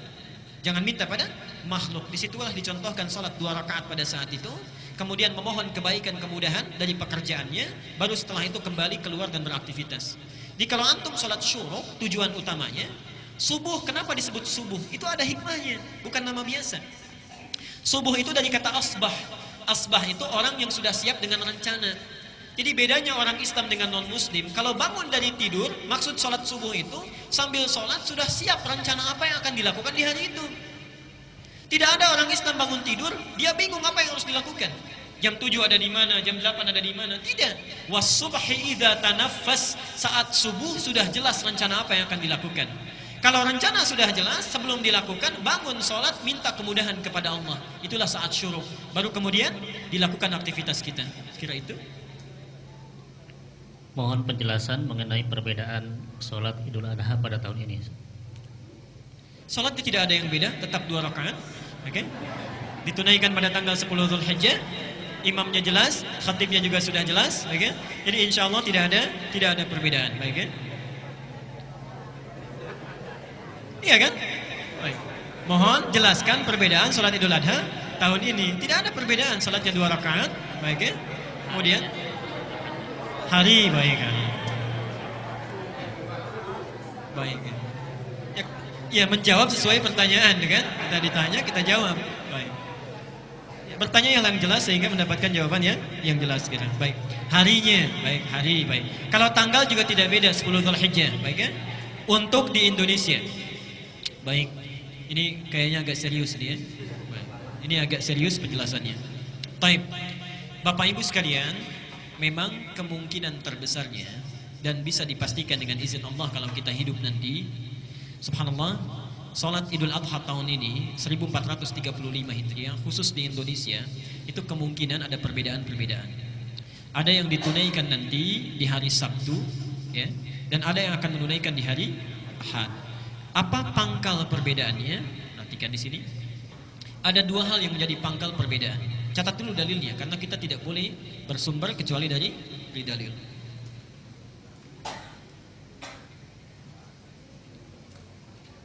Ini saya agak panjang nih ya, mohon maaf, sebentar saja.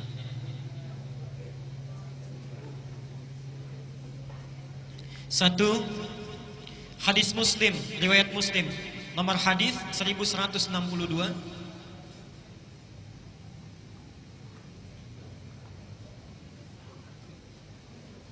Satu ini sudah?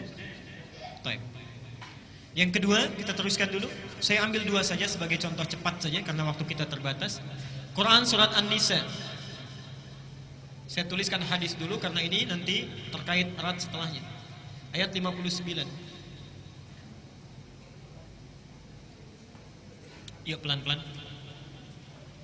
Nabi ditanya tentang puasa Arafah. Di riwayat lain disebutkan Nabi menyampaikan langsung, siyamu yaumi arafata anni ahtasibu 'ala Allah an yukaffira sanati allati qablahu wa sanati allati ba'dahu. Siyam yaum Arafah. Ini.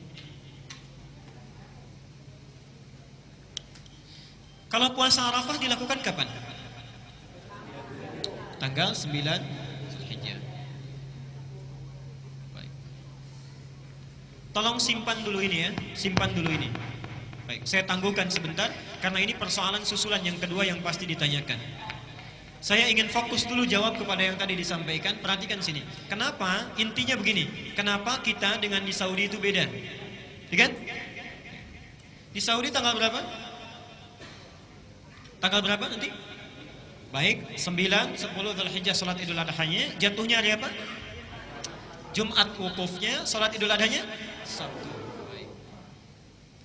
Pemerintah Indonesia memutuskan salat hari Idul Adha-nya hari. Sekarang perhatikan di sini, sebentar saja. Ini kan pertanyaan intinya. Nanti ini hukum susulannya. Perhatikan sini. Kenapa bisa berbeda? Padahal menariknya, bukankah saat puasa sama? Antum coba lihat ke belakang, bukankah saat puasa sama kan? Saudi dengan Indonesia itu sama kan mengawalinya? Kenapa saat Idul Fitri bisa sama, Idul Adha bisa berbeda? Nah, karena memang pendekatan yang dilakukan, metode menetapkan hari raya awal puasa oleh Saudi dan pemerintah Indonesia itu beda metodenya. Beda metodologinya. Lihat sini.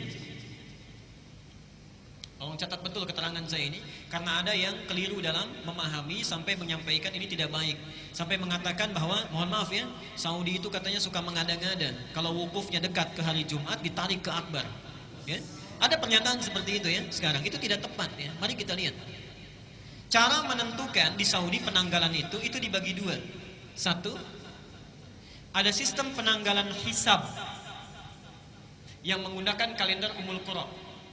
Kalender Ummul Qura.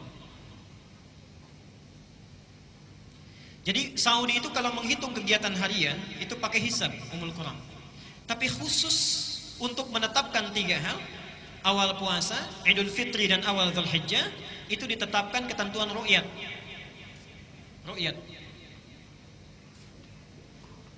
Ru'yatnya itu langsung diambil dalam istilah ahli astronomi itu ru'yat positif. Ru'yat positif itu tanpa batasan. Jadi kalau ketinggian hilal misalnya sudah di atas 0 derajat, berapapun batasnya, mau 1, mau 2, mau 3, mau 4 dan seterusnya, kalau sudah ada orang yang lihat, maka yang lihat ini akan disumpah dulu ya, sebelum lihat dan setelah melihat. Setelah itu dari distrik yang melihat dibawa ke pengadilan tinggi, di pengadilan tinggi oleh Mahkamah Agungnya baru dikaji lagi, baru diputuskan. Kalau dipastikan benar kelihatannya, berapapun tingginya, itu besoknya ditetapkan sebagai hari pertama bulan Zulhijjah.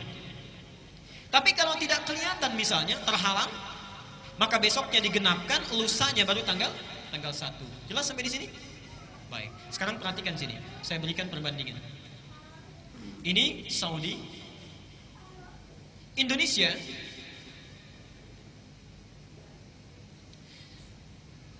Kenyataan di kita ada yang menggunakan prinsip hisab, dan ini tidak sedikit ya, ada yang menggunakan prinsip hisab. Hisab itu sederhana, yang penting dihitung kalau sudah lewat 0 derajat itu sudah pindah haji, gak usah nunggu kelihatan hilal, sudah diketahui pasti sudah pindah. Contoh, kalau jam 12.00 lewat 1 detik misalnya, sudah pindah waktu belum? Pindah, tapi persoalannya jam gerakannya itu yang besar masih di angka 12. Yang melihat, dia tidak lihat kalau pindah. Kalau yang ru'yat itu akan melihat, ini belum pindah hari karena belum kelihatan hilalnya. Bagi yang hisab tidak, yang penting sudah pindah waktu, itu sudah pindah hari. Hisab, ada yang menggunakan ini, satu misalnya. Yang kedua ada yang prinsipnya ru'yat. Yang penting kelihatan, baru besok diputuskan. Apakah kelihatan ini, kalau kelihatan besoknya hari baru, tidak kelihatan, rumusnya genapkan hari jumlah bilangan yang ini bulannya, kemudian baru lusanya masuk kepada hari baru. Nah, di sini muncul persoalan. Mohon maaf, Ustaz. Saya hapus sebagian dulu ya. Lihat sini. Karena pengguna ini banyak, ini juga banyak, maka pemerintah yang mengayomi masyarakat Indonesia keseluruhan berusaha untuk mengambil jalan tengah. Lihat sini ya. Ini persoalannya. Kan serba gak enak kalau sana sini ya. Ini 0 derajat. Para ahli astronomi sudah sepakat konferensi di Turki bahwa hilal itu bisa terlihat kalau ketinggiannya itu 5 derajat di atas ufuk. Kata pakar kita di 8, saya tidak perlu menyebutkan orangnya ya, baik. Beliau menyampaikan 4 derajat pun bisa kelihatan. Ya, ada terlihat 4 derajat. Artinya kalau di bawah 4 bisa kelihatan tidak? Tidak kan? Baik. Nah, di sini inti permasalahannya. Karena di bawah 4 gak mungkin kelihatan. Tapi kalau orang hisab di atas 0 berapapun ketinggiannya, pastikan besoknya hari baru kan? Nah, begini saja, ambil jalan tengah. Antara 0 dengan 4 berapa? 2. Oke? Karena yang ru'yat patokannya 4, yang hisab ini di atas 0, ambil yang tengah-tengah aja. Dianggap mungkin terlihat. Mungkin terlihat. Mungkin itu bahasa Arabnya imkan. Dari sini muncul istilah imkanu ru'yat. Imkanu ru'yat. Apa teorinya? Teorinya adalah kalau ketinggian hilal di 2 derajat ini, maka sekalipun tidak terlihat hilalnya, dianggap terlihat karena kemungkinan bisa dilihat. Jelas ya? Baik. Kalau di bawah 2 derajat, sekalipun terlihat, itu harus ditolak penglihatannya. Kenapa? Karena ini tak mungkin dilihat. Ya? Kelihatan pun gak mungkin dilihat, maka mesti ditolak. Memang yang agak aneh kalau sudah ketahuan ditolak, kenapa dilihat juga gitu ya? Agak aneh di sini. Apa persoalannya? Nah, di sini muncul persoalan, subhanallah. Lihat sini ya. Lihat fokus ke sini. Yang mengendalikan alam ini siapa? Ini satu. Allah Maha berhak mengatur. Bisa jadi di atas 4 derajat tidak kelihatan, di bawah 4 derajat bisa kelihatan. Bahkan Nabi pernah menyampaikan, fa in gumma 'alaikum, kalau terhalang awan yang seharusnya terlihat tidak terlihat, itu genapkan fa akmilu 'iddata sya'bana. Muncul persoalan dan sekarang ditampakkan oleh Allah. Hilal sekarang di Indonesia rata-rata tingginya cuma 1 derajat. Kelihatan tidak? Baik ya. Kalau secara teoritis tidak kelihatan. Hal yang sama terjadi di Saudi. Pada saat hari Rabu kemarin, saat sidang malam harinya diadakan ru'yat, subhanallah di Indonesia tidak kelihatan, di Saudi kelihatan. Kenapa? Karena Saudi ini tidak menggunakan prinsip ini, imkanul ru'yat. Mau berapapun tingginya, kalau sudah kelihatan ya lakukan, karena itu perintah nabinya. Tidak ada ru'yat dengan batasan. Berapapun tingginya, kelihatan, tetapkan. Karena itu jangan heran, mau cakung yang lihat, mau mana yang lihat, kalau di bawah 2 derajat pasti ditolak. Ya. Tapi di Saudi tidak, karena mereka tidak menggunakan imkanul ru'yat. Itulah sebabnya saat puasa sama-sama tidak terlihat, tapi saat menetapkan Idul Adha di sana kelihatan. Jadi tidak ada hubungannya apakah haji akbar bukan haji akbar. Ya. Karena secara fikih nggak ada istilah haji akbar. Ya. Itu hanya keutamaan saja, afdoliyat, karena terjadi di waktu Jumat. Karena saking agungnya disebut dengan akbar. Tidak ada kepentingan itu. Mereka orang-orang yang memang jelas di bidangnya, pakar dan disumpah di hadapan Allah. Jadi bukan dibuat-buat. Jelas sampai di sini? Dari sini, tolong fokus dulu ke sini. Dari sinilah kemudian yang jadi persoalan apa di Indonesia? Kalau di sini nggak ada masalah. Mahkamahnya satu sistem, mazhabnya satu. Ini kita hapus saja. Yang muncul di Indonesia muncul persoalan. Ketika pemerintah Indonesia menggunakan sistem imkanul ru'yat sebagai ijtihad, secara fikih itu boleh. Tidak ada masalah. Secara fikih ya. Dan nanti yang berijtihad bertanggung jawab di hadapan Allah. Kalau benar dia mendapatkan kebaikan, kalau salah juga dikoreksi. Kalau salah dikoreksi. Yang jadi persoalan gini. Yuk kaitkan dengan ayat An-Nisa dulu. Ya ayyuhalladzina amanu athi'ullaha wa athi'ur wa ulil. Saya tulis ya.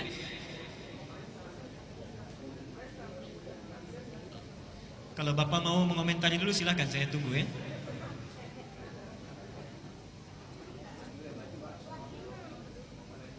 Wa ulil amri minkum. Tolong lihat sini. Nanti saya tafsirkan dengan hadis.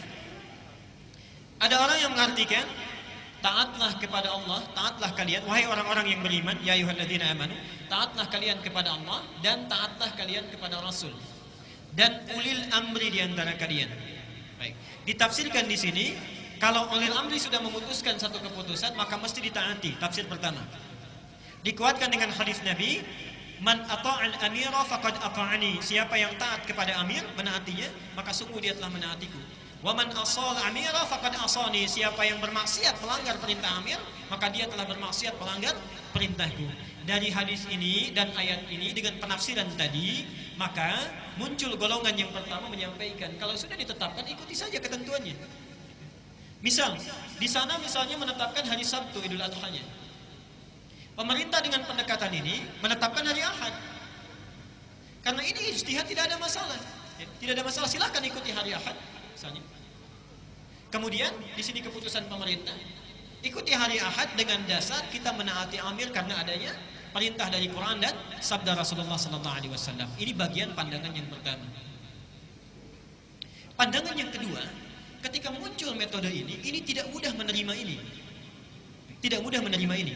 Dari sisi apa? Satu, ini tidak ada hubungan dengan Saudi dengan yang lainnya. Satu, yang diperintah dari Quran itu menaati Allah dan Rasulnya.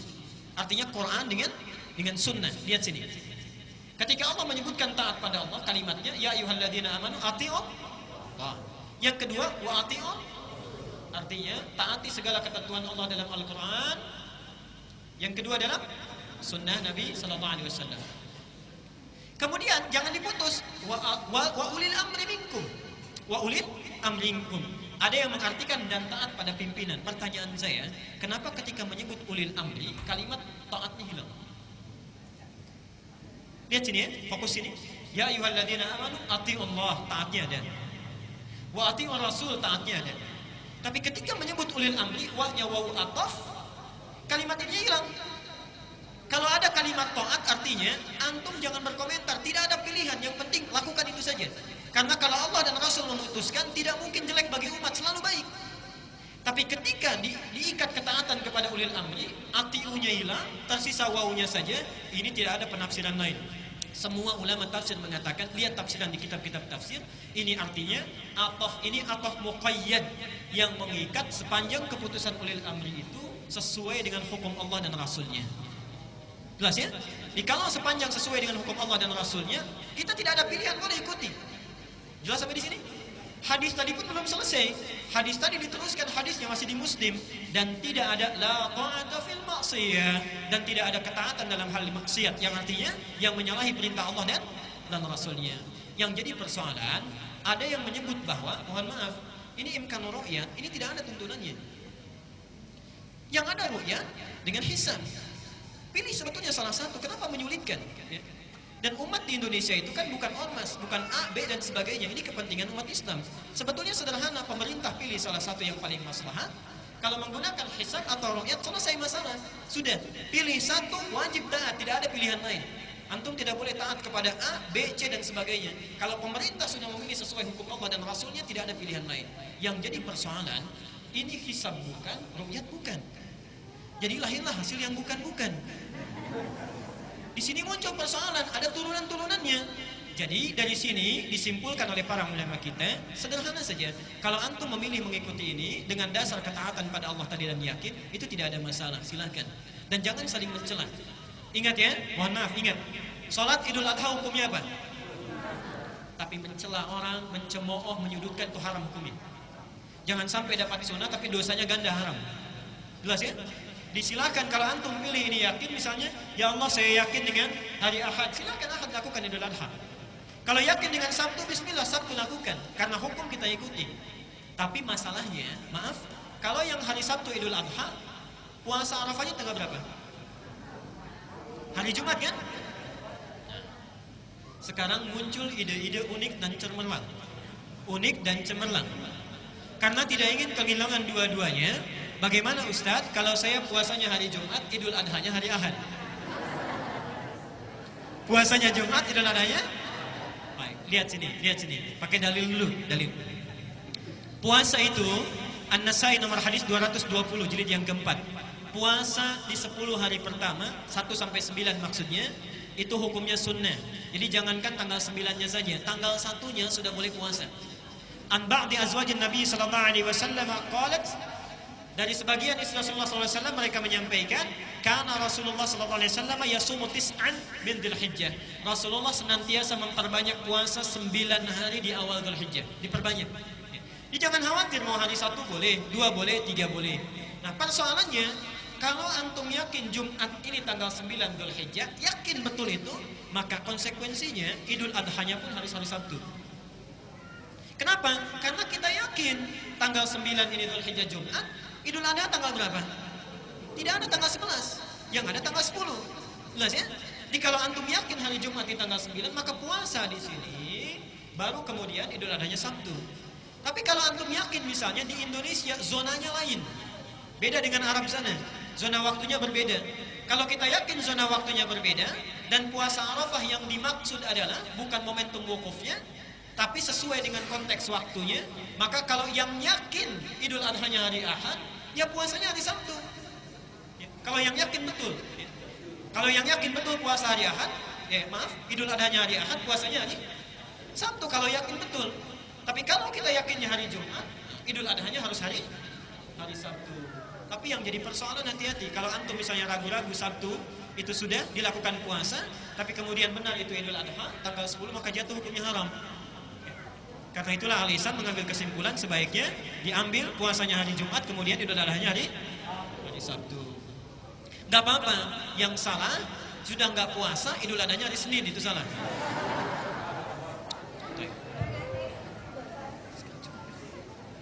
Ya, boleh sih. Pertanyaan berikutnya, Ustadz, bolehkah kita membawa HP ke dalam toilet yang di dalam HP tersebut ada mushaf Al-Quran? Baik, pertama, mushaf itu bukan di handphone. Ulama sepakat, ma bainal jildaini atau ma bainal mujalladaini mushafun. Mushaf itu harus tersusun dari 2 jilid yang di dalamnya semua Quran. Jadi kalau saya beri contoh, mohon maaf. Nah, ini mushaf. Ini mushaf, ya. Jadi di sini ada jilidnya, sini ada jilidnya, dalamnya Quran semua, ini mushaf. Tapi kalau yang ada di handphone misalnya, yang ada di sini, ini bukan mushaf. Ya. Ini jihaz saja, hanya perangkat elektronik yang membantu kita untuk ingat kepada Allah. Jelas ya? Jadi ini bukan mushaf. Kalau antum mau masuk toilet, boleh dimatikan dulu. Boleh dimatikan dulu, dihapuskan semuanya, silakan dibawa, itu tidak ada masalah. Okay? Yang salah baca Quran di toilet misalnya, itu satu, itu keliru. Ya. Yang kedua, ini yang paling penting, mohon maaf. Saya tadi dengar di beberapa tempat atau di satu tempat, ada ringtone yang di-set itu menggunakan kalimat-kalimat Allah. Ada yang boleh, ada yang tidak. Yang tidak boleh, misal, mohon maaf ya, Al-Quran itu tidak boleh jadikan ringtone handphone. Azan itu tidak boleh. Azan misalnya kan, saya sering dengar ada iqamah, ada azan, Allahu Akbar, saya ringtone-nya, itu tidak boleh. Kenapa? Kata para ulama, sepakat Darul Ifta yang ada di Mesir ataupun yang di Saudi menyampaikan bahwa khawatir kalimat Allah itu terputus di situ maknanya. Antum baca misalnya, Qul huwallahu, dijawab oleh kita. Ketika handphone kita bunyi, Qul huwallahu, dimatikan oleh kita, dijawab halo. Yang tadinya Qul huwallahu ahad menjadi Qul huwallahu halo. Salah itu ya, makna bisa lain. Sama dalam azan juga begitu, kalimat bisa berubah. Karena itu antum yang settingan handphone yang menggunakan kalimat thayyibah berupa Quran atau azan, coba di-set kembali. Silakan Ustaz. Bagaimana jika puasa Dzulhijjah hanya tanggal 9-nya saja? Tidak ada masalah, ya, tidak ada masalah. Itu yang diprioritaskan. Boleh tanggal 1, 2, 3 dan paling maksimal tanggal 9. Ustadz, 2 rakaat yang ringan itu termasuk dihitungan rakaat tahajud? Baik, ini ada 2 pendapat. Satu ada yang memasukkan, yang kedua memisahkan. Yang paling sahih di sini memisahkan antara tahajud, ini disebut dengan khafifatain, tapi tetap disebut dengan 13 rangkaiannya. Jadi pembukanya 2 rakaat yang ringan, isinya itu di 10 rakaat tutup dengan 1. Jelas ya? Atau di 8 tutup dengan 3. Saya kira itu. Kalau sholat tahajud dengan membuka untuk membaca Al-Quran, boleh enggak? Karena tidak hafal, surat boleh dibaca berulang-ulang atau tidak? Baik, dalilnya Quran surah Al-Muzammil ayat ke-20 ya. Dilihat di situ, faqra'u ma tayassara minal Quran. Tahajud yang paling bagus itu baca yang paling mudah, yang paling ringan kita baca. Jadi kalau antum belum hafal Quran, hafal, baca yang hafal ya. Yang kedua, kecuali kalau berniat untuk mengulang-ulang Quran. Berniat mengulang-ulang Quran itu boleh memegang mushaf dengan catatan yang tadi ya. Saya percepat. Pertanyaan terakhir, di kampus kami setiap tahunnya mengadakan acara Idul Kurban, namun hewan kurban yang didapat berasalkan dari dana fakultas yang mana tidak sesuai persyaratan kurban, yaitu kambing untuk 1 orang, sapi untuk 7 orang. Nah, bagaimana Ustadz, apakah hal tersebut boleh dilakukan meskipun pemotongan yang kurbannya hanya tergolong sedekah? Yang kedua, setelah kami melakukan pemotongan hewan kurban, biasanya tukang jagalnya membeli kepala sapinya, boleh atau tidak? Baik, Masuk bagian boleh. yang pertama saya ingin sebutkan, saya juga cantumkan di buku saya itu, nanti barangkali Alexan bisa membagikan setelah ini. Yang pertama, persoalan berkorban itu harus dipisahkan. Korban itu ibadah personal. Dengan atas nama personal ya, walaupun cakupannya banyak. Kalau dari instansi pemberian itu bukan kurban. Dari instansi itu sedekah. Misal perusahaan memberikan kepada kita, silakan yang dipotong saat kurban. Itu bukan kurban, itu sedekah. Ya. Yang makan boleh siapa saja. Tapi kalau misalnya, instansi memberikan uang tertentu kepada seseorang atau dari kampus, diberikan misalnya menjadi bagian penerimaan, diberikan untuk kurban, itu boleh. Diberikan untuk kurban, itu boleh. Jadi sudah menjadi hak pribadi, diberikan hewan kurban atas nama dia, itu boleh. Disedekah dari pihak instansi kepada dia, dari dia diberikan hewan menjadi hewan kurban, itu boleh dilakukan. Yang terakhir, hadis sahih riwayat Ali bin Abi Thalib, tidak boleh memperjualbelikan bagian-bagian dari hewan kurban. Tidak kulitnya, tidak kepalanya, tidak lemaknya dan sebagainya. Dan mohon maaf, tidak boleh menjadikan bagian hewan kurban sebagai upah bagi pemotongan. Ingat ya, tidak boleh menjadikan bagian hewan kurban sebagai upah dari pemotongan. Lihat hadisnya, kata Ali bin Abi Thalib, amarana Rasulullah sallallahu alaihi wasallam an nukhrija min indina. Nabi menyampaikan, mohon sebentar. Nabi menyampaikan sunnahnya, kalau ingin, ini sunnah Nabi ya, sunnahnya kalau ingin berkorban, keluarkan biaya korban terpisah, kemudian keluarkan biaya operasional menambah itu. Jadi kalau ada panitia misalnya mematok harga kambing 2 juta, 100 ribu untuk operasional, justru itu sesuai dengan sunnah. Hadisnya ada sesuai dengan sunnah. Jadi silahkan itu bisa digunakan, jangan gunakan dari bagian hewan korban, kecuali yang pemotong ini dianggap atau diberikan sebagian bagian dari mustahik. Contoh, misal ketika dia sudah memotong, Pak ini untuk bapak saja misalnya, itu boleh. Boleh, kalau diberikan boleh, tapi kalau dijadikan alat transaksi itu tidak boleh. Yang terakhir, ini yang paling penting, bagi yang berkorban, hewan kurban bisa dibagi ke dalam 3 bagian. Catat betul ini. 1, untuk sahibul Quran, sahibul kurban, bila dia mau menerimanya, sahibul kurban. Bagiannya sepertiga. Tapi tolong garis bawahi, sepertiga ini bukan sepertiga bagian dari hewan kurban. Contoh, sapi 300 kilo, sepertiganya 100 kilo diambil, itu bukan. Ya. Yang dimaksud di tafsir di hadis lain, yang cukup diambil makan untuk 3 hari. Ya. Tapi yang ingin saya sampaikan, antum ketika berkurban, hubungan antum dengan hewan kurban sudah selesai, hubungannya dengan Allah. Ini lillah, silakan. Mau dagingnya seperti ini, seperti itu, silahkan. Jadi walaupun kita memiliki bagian itu, jangan terlalu memaksa menuntut sesuatu. Oke.